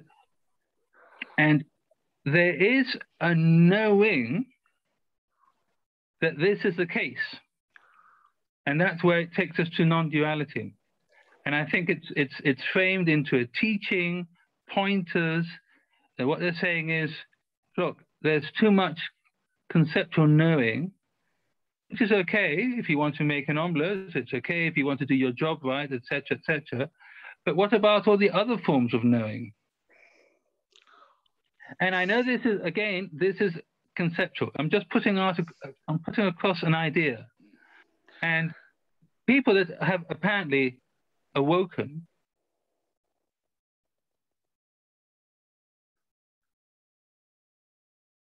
I lost you. I lost your mic. Can you hear me? Now you're back. Okay. Okay. I had an income call. What I'm saying is that people that talk about their awakening, I'm not saying their enlightenment, their awakening. I think what they're saying is that they reawaken to the senses. They reawaken to the attention more based on senses than on thinking. There's less description of what's going on, which is not necessary. It is seen that all the description of what is going on is taking up bandwidth and is not necessary for knowing in another way what's going on. I think that's what they're alluding to. Well, knowing and sensation, that's the fun part about that is we can't share sensation, right? You can't know what I see with the color blue. You can't know what I smell when I smell burnt toast, the unicorn thing, all of that stuff, right? Yeah. So the unicorns, the burnt toast, the color blue, those sensations that we say are real cannot be shared, right? No. Okay, so we can't know what they mean to each other, right? Do you exist? Do you exist? Well, you've asked this question many times. It depends on how you define you and exist. There are two words. You exist. 3 words. Do you exist? What I'm saying is that if there is any existence, okay, it's whole, and it has to be this. Okay. Even though it's changing, morphing, okay, it's impermanent. Right. That would be the existence, this. If I want to call me this, that's okay. The problem is when you say me is only this body. Okay. Do I exist? That's what creates a problem. Do I exist? Well, I can see an image on my phone, right. So I know the image on the phone exists because it's appearing here, right here now.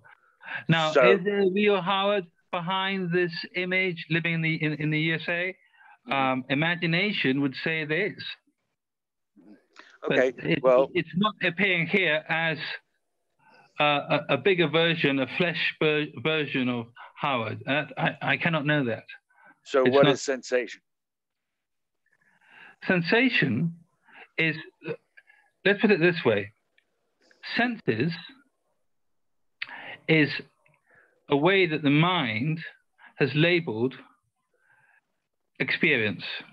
Okay. It has split it. It has split it up. It But the calls it. individual mind does not exist in actuality, correct? You see, it depends on what you call an individual mind. Let's put it this way. Oh, Let's put it this way. If I say car, right, that is a label. It is also a thought. Therefore, it is also mind. And if I say car, there's that resonates over there. You say car, yes. Car, the label, the image. Now, does the label car belong to you? No. Does it belong to me? No. Therefore, mind is completely impersonal. It's just a bunch of concepts. It's just a bag full of concepts. That is what mind would be. Now, it's not personal. It's just shared words, labels, ideas, and concepts. That is what I would say mind is. It's, again, we could say it's a pointer, right? When I say mind or even thought, the word, the label, is not what is being described. It's the finger's not the moon. So if I say thought, I have to cross my fingers, relatively speaking, and hope that Howard Chance also knows the experience of thought. Yeah. Well, okay, and I presume that it does. Why? Because there's an apparent conversation going on here with labels, concepts, and ideas. I presume. That is. And when I say story. I presume, when I say I presume, this mind presumes. Right. This mind presumes. And as we have said, okay, there is no mind, right? There's no mind in the traditional sense of Alex, right? You are not actually thinking, right? Well, there's no mind in the sense that I can't point at the mind here. Look, it's over there, flying across. Can you see that? That's the mind. No, I can't do that. It's not manifesting. It doesn't manifest to the senses. Well, as you like you were saying, okay. Yeah. Go ahead. No. All I'm saying is that when I say there's no mind, what I'm saying is that there's no way you can see mind through senses. There's no way that I could show you mind. Now, what you can infer the mind with this conversation. It can be inferred. There's a conversation where there's an apparent interchange of ideas. If I say boat, you don't say, what is a boat? I have no idea what you're talking about. Please explain what a boat is. If I say boat, you know what a boat is. I don't need to explain what it is. So we're sharing the idea. It could be different, but we're sharing the idea of a boat. Right, we appear to be. Yes. Okay, and that would be, so if you say the mind doesn't exist, well, I would say it doesn't exist or appear to the senses. Well, but can we negate it because it doesn't appear to the senses? When yes. It's when it's inferred that there is something which is not tangible going on, because there's a bloody conversation here. You see? Yeah. There appears to be a conversation between two people that are thinking and are bolstered in their idea of individualism because they sense things. It's a dream. It's a dreaming. Right. Yeah. Right. So, yeah, and that's all that's being pointed to. insofar as, like you brought up Tony Parsons, insofar as radical non-duality is concerned, that it's that simple. It's so simple that your mind can't comprehend it, because there is nobody, there is nothing and no one thinking or sensing anything. It is the appearance of this. It is the story of this. And so for the individual to, within this context, Alex says he wants to, do something that makes him feel better. Howard says what can be known as and what cannot be known is what makes me feel better. That's what I want to, that's what I'm into.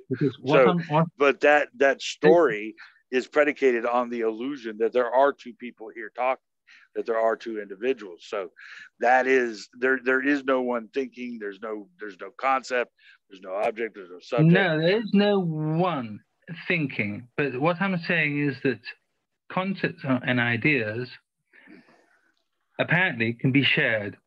And in sharing them, which would be conditioning, right? And there's nobody behind sharing it. It's like when a flower shares its pollen to another flower, it sort of shares it, okay? Now, but what is being shared, and to who? You see, let me explain. You see, at some point, we can decide that a conversation is simply not valid and then stop talking about it, or we can continue with the conversation and see if there's better logic. We can apply better logic, right? Now, and then of course, we need to see, and when I say we, it's the mind, okay, whether there is anything personal behind all this. Yeah. Now, if let's talk about two computers. If we transfer information from one computer to another, there's nothing personal about that, right? There's information on one hard disk and it goes to the next. If in that information there's a virus, that will go to the other computer, to the other hard disk. So now we have two hard disks with the same content and the same virus. And then you can add more information to the second computer and different information to the first computer. But the information with the virus, I exist as a separate entity, thinker, etc., that would be the virus, can be transferred. Now, in this dream, apparently, we are born into this world with a brain, with a mind, which is like a biocomputer, and it accumulates information which has been transferred. Yeah, but that's not actual, right? Impersonally. Well, you tell me something that's actual. Nothing. Well, that's it. So we're continuing with the dream. We're continuing with the conversation in the dream. Within the dream, we appear to be born. Yes. This is just a story, okay? Yeah. But it makes sense. Why not talk? I mean, everything is a story. So continuing with the story, we've been conditioned impersonally by our parents that there's a virus there, there's a belief, there's a separate entity living in those bodies, in those heads, and they've transferred that conditioning to us. And so by the age of 2 or 3, there's enough conditioning in that biocomputer to believe it's separate, when in actual fact, it's not. Yes. And so this seems like a plausible explanation in the dreaming, okay? As good as any other explanation, as good as any other, to be honest. So really, I think it's enough. We don't need to deny everything and say, oh no, nothing exists. You exist and you don't exist. But it's not a denial, though. It's not negation or denial. No, but it's gymnastics. Because it would take an individual to do that. It's prior to that assumption. It's prior to the idea of Alex actually having the ability to either negate or accept. The moment you say it exists and doesn't exist, there's an assumption you know what existence is. No. Okay. You don't know what existence is. Right. Okay. Well, yes. That's So true. why say? So why say it? Why say it Well, exists and it it doesn't exist? Why say it? appears. Well, we'll see. Existence itself is within the shared reality of the apparent individual in time and space has this existence of, or what it calls existence in matter and motion, cause and effect, time and space, reality, right? But can the shared reality stop? No. Can somebody escape from the shared reality? No. Yeah, but see, that's again, you're lending reality to the story. It's not. There is no separation. But they're straight questions, and I'm saying no, there isn't. There isn't. Well, yeah, but you're already saying. See, this is the thing. You're coming from here, and then you're jumping to here, then making conclusions, and then saying it just doesn't make any.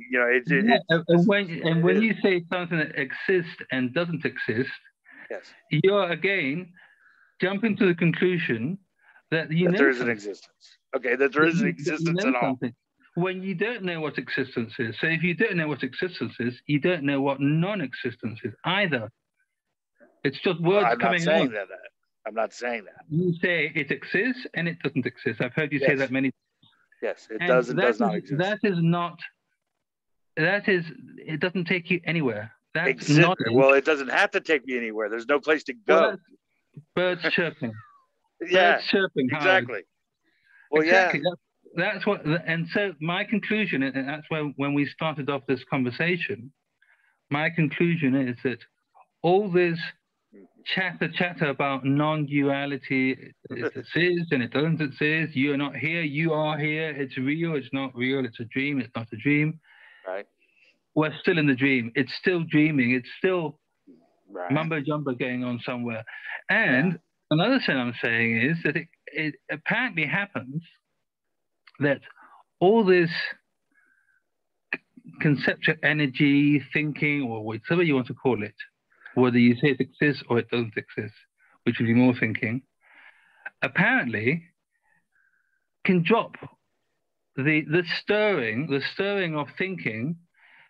It's like a whirlpool. It can apparently drop. And when that drops, apparently, there seems to be more attention on what this is manifesting here right now. The trees, whether you call it a tree or you don't, the birds, the sun, the smell of freshly cut grass, that is still here waiting for you. It's still here. Okay, what is you? It never left. What is here? What is you? What is here? What is you? And what is here? Well, you is a word that points to nothing. Okay. In particular. What is here? What does here mean? Here, what I would say here is this instant manifesting, whatever is manifesting is here. Okay, and the manifestation would be the cutting of the grass and the smells and the sights and the sounds. The instant experiencing, which is verbing. It's not a thing. It's just this movie. You can call it a movie, and the movie is always on, and it's always changing. It keeps busy. It's not flat. It's not dead. It's not a void. It's a movie, and it's always changing. And it's always manifesting. This is what I would call here. And if you want to call it me, you can call it me if you want. If you want to call it peanut butter, you can call it peanut butter. But whatever words you use for it, don't change the fact that this dreaming or manifesting is happening. You cannot negate that. You can negate it intellectually, mentally, conceptually. You can negate the world if you want, but that doesn't make any difference to the world, does it? Well, it's just there's okay, yeah. I'm trying to draw a line between this that is happening here now, which to the individual it appears to be happening. Yes. No, not for the individual. The individual is part of it. It's not separate from it.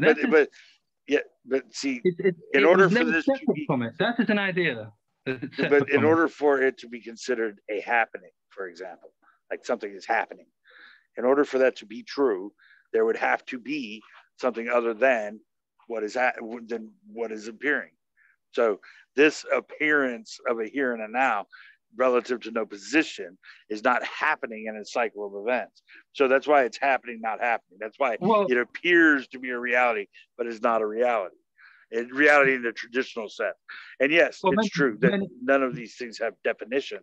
Yeah, many non-dual teachers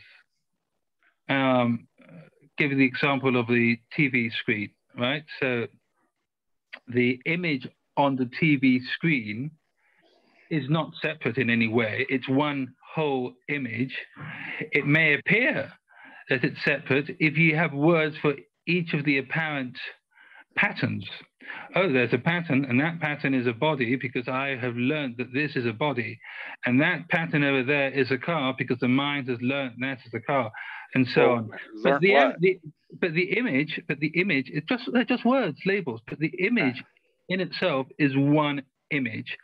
And if that image includes an apparent body mind, which the mind believes is its body, well, it's part of the illusion. A body appears here now. Well, it goes further than that, though. But the mind will say, oh, but it's my body. The rest is not mine, but this body is mine. And that is ignorance. That is just something the mind has come up with, which is not an actual fact. Well, how about something the character came up with? That's what creates the separation. It's something the character came up with rather than the mind. How about that? Because what you're bringing up, insofar as the screen analogy, I don't know if you're understanding what that means.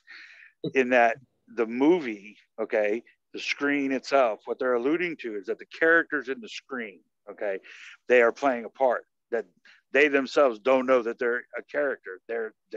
That's their reality, okay. So within that reality, the script is already written. Everything is already. You can rewind it. You can fast forward it. Just like we don't know if time is stopped or forward or backwards or whatever. It doesn't even matter. Each frame is an infinite. It's infinite still shot. So this succession of frames going through and creating these pixels on the screen, where these actors, they don't know they're actors, okay? They think that that's the character is experiencing reality. Now, if you were to take the character, one character off, let's say we're talking about Indiana Jones and his little Asian buddy. Okay, the little Asian buddy comes off the screen, okay, and he looks around in Alex's dimensional time and space. And he looks around, he sees that it's not just two dimensions. He talks to you, he asks you, are you God? What are you? And you tell him, no, man, you're a character on a two. You are already written. You're supposed to be on that screen right there.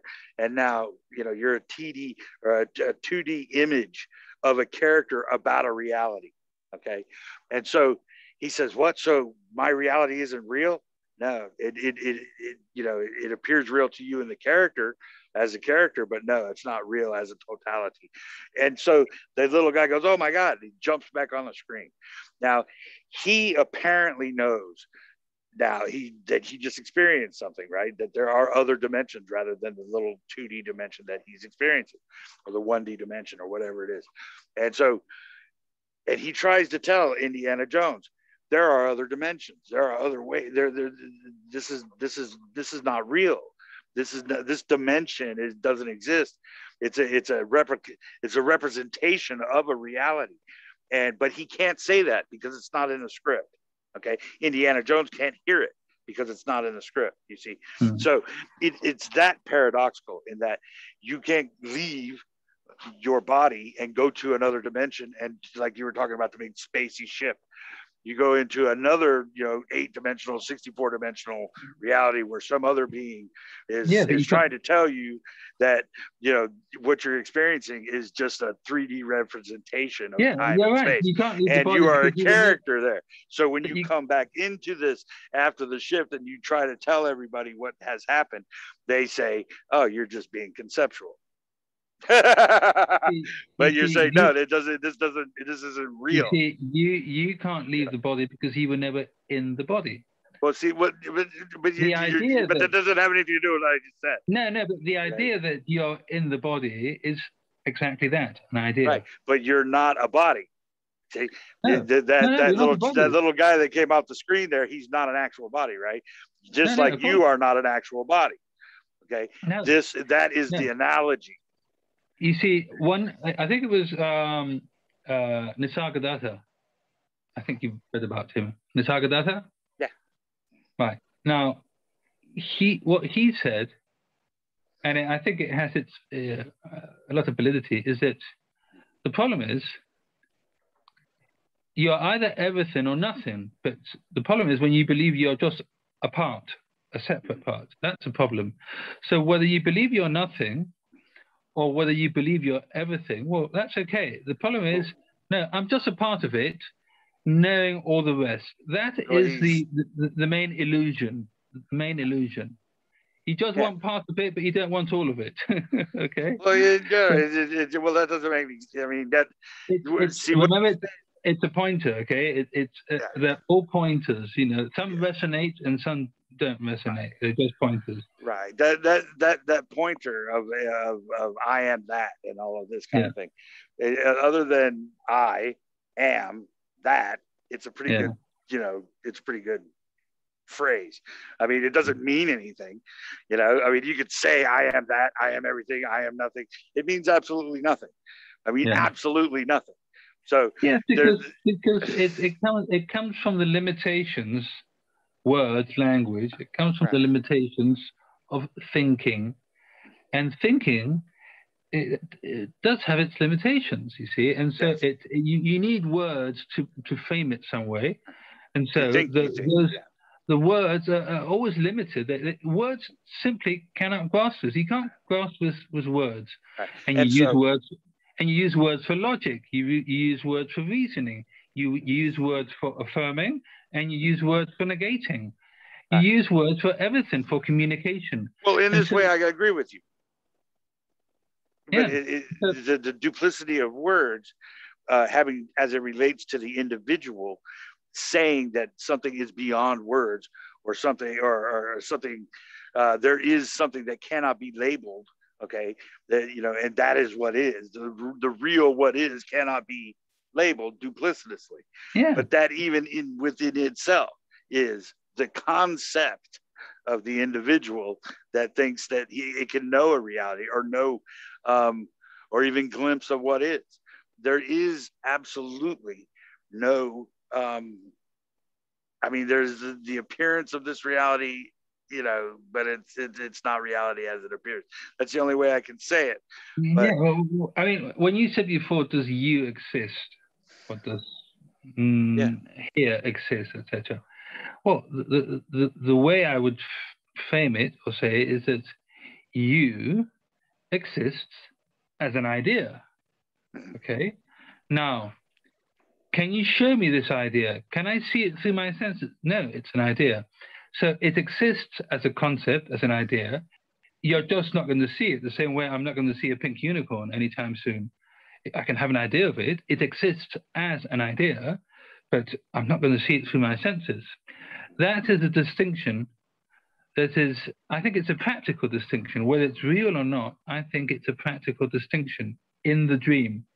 Because if you've got that distinction clear, then there's no way imagination can trouble you. And when I say you, I mean the character the mind has created, the character that suffers. What do you mean by your senses? They're not mine. It's a way of languaging. It's a way of talking. Language has nouns. So sensing happens. Sensing happens. Thinking happens. It just happens. Okay. Right. Now, you can negate it if you want, or you can affirm. I mean, it just appears to happen, but doesn't happen as it appears. Okay, but that is irrelevant. Right. It's relevant, completely irrelevant. Well, it's not necessarily irrelevant. It's irrelevant to the individual. For who would it be relevant? To the individual, it's irrelevant. Okay, yes. But we've already said there is an individual, so it's irrelevant. Right. It's irrelevant for the thinking mechanism. Right. As long as you think that you think and that you are real, as long as you think you think. Yes. Yeah. Now, if there's thinking that there is no thinker, that thinking is just a mechanism, then you've got rid of the thinker. If the mind has got rid of the thinker, right? The thinker, which would be conceptual, but yes. Right.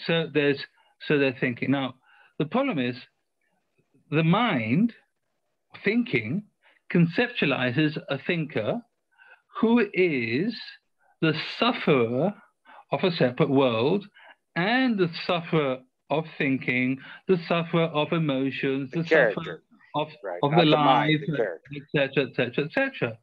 Now that can be seen through.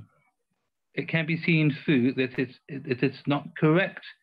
It's not accurate. It's a character thinking that it thinks and has senses. Exactly. And that illusion can be seen through, I'm saying. By who, you may ask? By no one. You don't need someone to see through an illusion. You don't need it. That's the point. That's the whole point. And see, that is and is not happening. It is happening in that it appears that there is something beyond the individual that is allowing the appearance of the two of us to understand that it is beyond thought. Exactly. But well, neither one of us are thinking in this regard. It is being thought. Exactly. And when you say it appears and doesn't appear, why not make a better definition? It appears that it's happening to the mind. It doesn't appear that it's happening to the senses, because the senses have never seen a person or an individual. Senses don't see concepts. Senses can't see concepts. Thinking, seeing, doesn't see a tree. The sense of seeing does not see a tree. Whatever it is that it captures, light or photons or whatever, even if it's not physical, then the mind comes and says, oh, that's a tree. I know that, it's a tree. It's the mind that says it's a tree. A thought, that is a tree, a thought, here in the head if you want. But the seeing doesn't see a tree. The hearing doesn't hear a bird. The senses don't label, frame anything. So when you say it appears and it doesn't appear, would you agree that it appears to the mind that a self is real, but it doesn't appear to the senses? No, it appears to the character that thinks it has senses. The character that thinks it thinks. But the character the character is just a bunch of is a construct. It's just a bunch of no. The character is what you're referring to as mind. You keep saying mind. Mind is the character. The character that thinks it thinks. No, not exactly. I would say that the mind can create a character and believe it's true, and that at some point, the same way the character wasn't there in the first place, at some point it can see through the character and stop believing it's true. But that's not a doing by the character, right? No. It's the mind. It's impersonal mind. Mind is impersonal. You see, and so, for instance, a kid, you can make him believe that Santa Claus exists, and at some point, new information for the mind, not for the character, for the mind, may stop the mind creating the belief in the character. Yes, there's a difference here between the character thinking that it's actually doing something as an autonomous individual. You're making a child think something. okay, or you're making a child believe something, okay. But what, as you alluded to before, let's use the screen analogy. Um, within the movie on the screen, that is just the movie, that one character is making another character believe something. So it's not that you are actually doing something or that the kid actually believes something. That is just the story of what is being expressed. Yeah. So there's no doer and no thinking and no mind. It is the appearance of a character that is already written in the script that you're going to do one thing or another, or think Yes, one thing but or another. the fact that we conclude that the illusion is not inherently real and separate doesn't change that in this conversation there is some sort of mutual conditioning. No. In the sense that there's information which is conceptual information. You can call it conceptual energy if you want. I don't know what it is. That is being shared by mind for mind. And it has nothing to do with a character. It's just information. The same way that there's knowledge or there's information that, for instance, there's a conversation here, right? Yes. We can conclude that, relatively speaking, there's there a appears conversation. to be, yes. There appears to be a conversation, and conversations are had for transferring knowledge. Otherwise, why would we need a conversation? They're there so that there can be knowledge transferred, whether it's correct knowledge or incorrect knowledge or neither, makes no difference. Knowledge is just information. Okay, it's just information.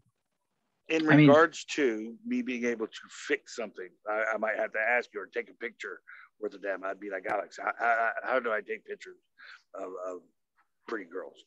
And you would be able to, hopefully show me the basics of how to operate a camera and do lighting and things of that nature. Yeah. Okay. And we can have that conversation within that respect. Yes, there is that dream world of separation where I can actually learn how to fix something or learn how to use something. And within that context, yes, information exists. But within the context of what we are speaking on in regards to non-duality, that is inconsequential, because what we're saying is there is no source for what any of this actually means, and therefore no definition for knowledge in its outset.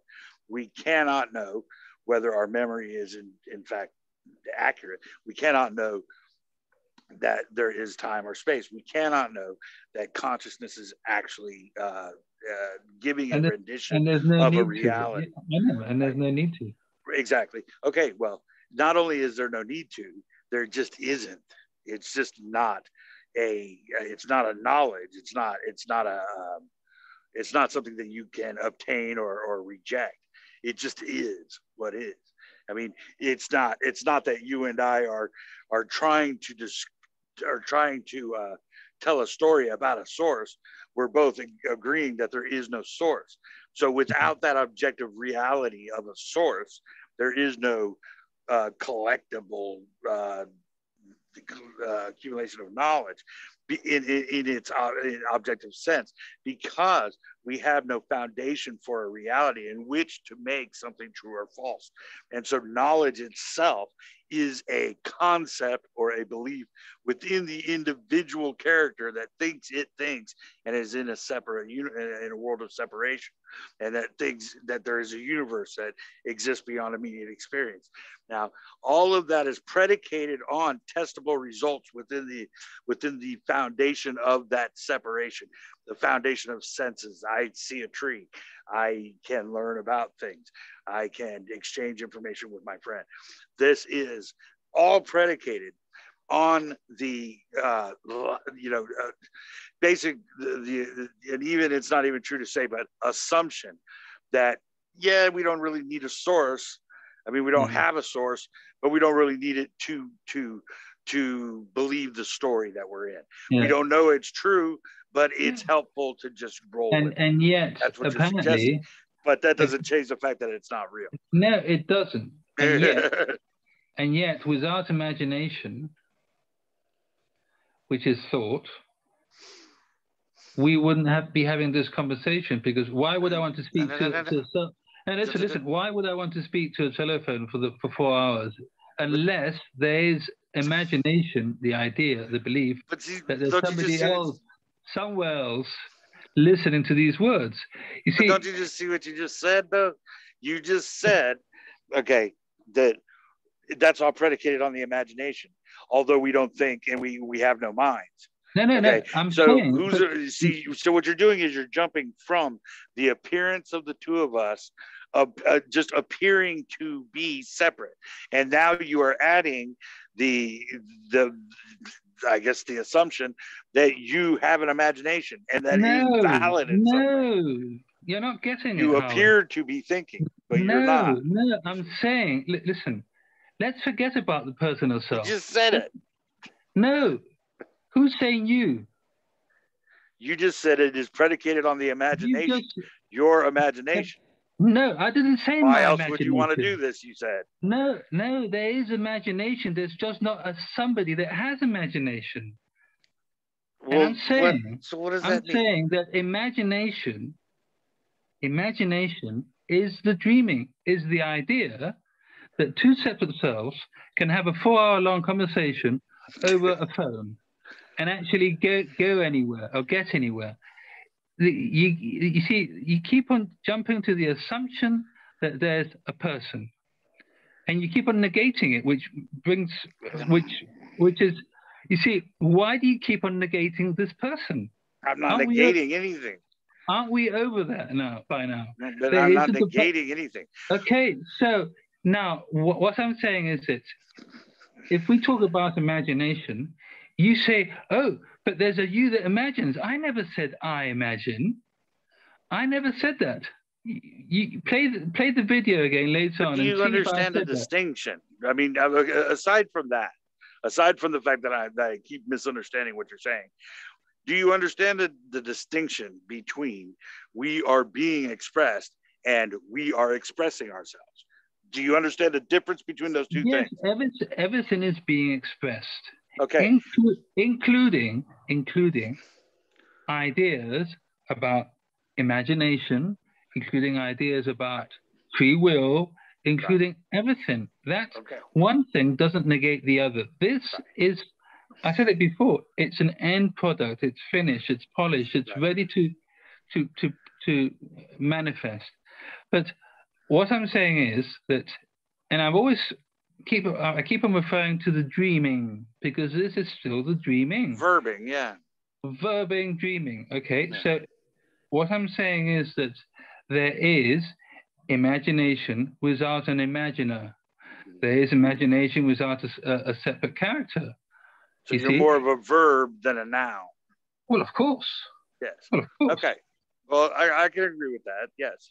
Yes. Everything is verbing. Everything is just fluctuation. It's a process, a never-ending process, if you want to call it. It's kind of like a verb that is kind of, it's a verb that is, it's a noun that's a verb, but not a person, place, or thing. You know, or a verb that is a noun. A noun would imply something fixed in space and time and knowable.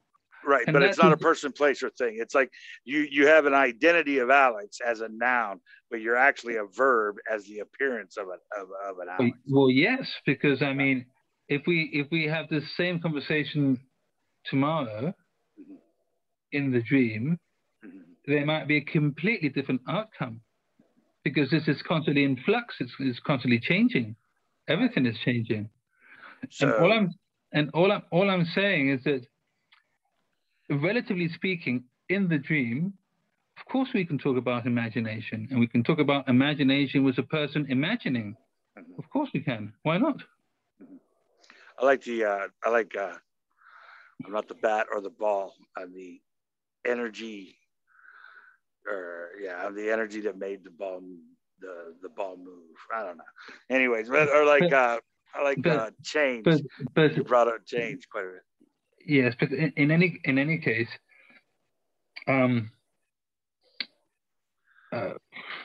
this mind here, let's put it that way, thinks it's a bit futile to sort of go over and over and over on ideas on whether it exists, it doesn't exist, or it exists and it doesn't exist at the same time. It's real, it's not real, but it's apparent, but it's a dream, but it's not a dream, but it's blah, blah, blah, blah. Because all the time, there's, how to put it? There's more to this manifesting than just thinking, conceptualizing, having ideas. Now, I think the sticking point here, perhaps, is that, and I may be wrong, but it's maybe that's what we're not agreeing on, that whatever is going to be thought is fixed and it can't be changed together with everything else. Whether there is thinking, there isn't thinking, or what the thinking is about, and we're stuck with whatever happens and whatever thought appears or doesn't appear. And when I say we're stuck, this thinking appears here. Now, but it does seem in the dream, and in the dream of Alex, it's happened, that verbing, discussing about non-duality, about existence, are we here, what are we, is there me, and all that, fades, it stops. Is there cause and effect there? I don't know, but it does. It has stopped. I mean, I only get involved in all this discussion when I talk to you. I mean, I don't normally spend hours on end every day talking to everybody about it. It's only with you, okay? That's all I do. It's only with you. But there's something that has given up this. It's you know it's seen as it doesn't take you anywhere. Well, it's hopeless. Yeah, I mean, it doesn't. See, that's the thing. That's the beauty of it. And it's leaving more wiggle room for other experiencing, right? Mm-hmm. Whether it was determined or not, I don't know, but it is leaving more space for other experiencing. You know, the famous quote, "To wake up to smell the fresh ground coffee." You know, that's right. That's what I'm talking about. And there was it got very, very intense, extremely intense, and it's just dropped.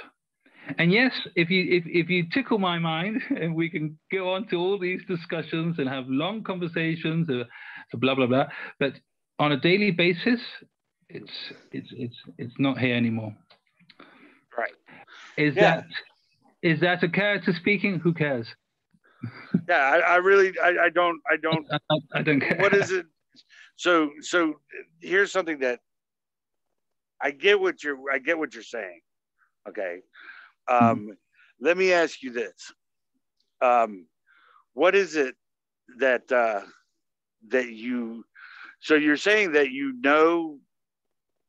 paradoxically speaking, that non-duality is actually what is, but it doesn't do you any good as the character. So you're going to go and have some adventures with concept. That's what you're saying. Is that what you're saying? I don't know if I understood that. No, I'm saying that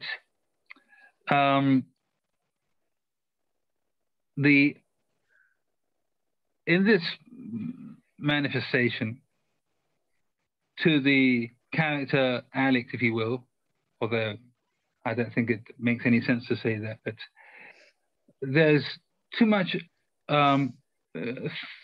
thinking is too predominant, and it detracts from other experiencing. Now, is there a separate experiencer? No, that's a paradox. There isn't a separate experiencer. But right. Nevertheless, the experiencing right now, and it's not done by an Alex, but there is experiencing, is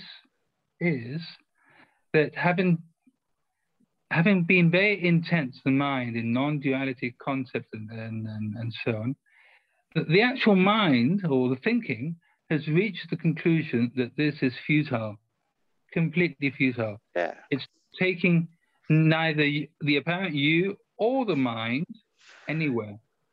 Well, So we're trying to hold on. We're trying to hold on to ideas, beliefs, and concepts, believing that's going to take us somewhere, and it doesn't. No, it doesn't.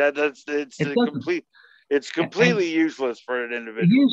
Useless, completely. It doesn't take you anywhere. Right. And for me, if the idea I have now is that if this mind or the character went back to all this trying to understand duality, conceptualizing that went on a few years back, that nowadays would seem like a nightmare.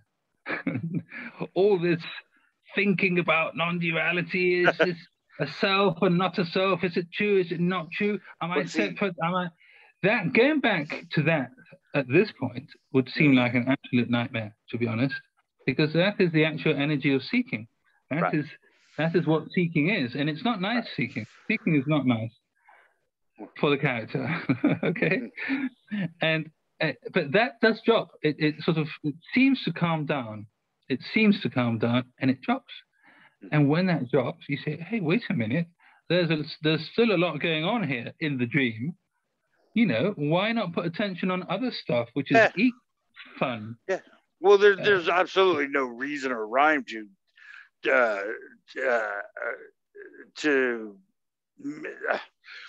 make a decision to limit yourself to non-duality as a genre is ridiculous. I mean, it's just, I mean, it makes no sense for the individual.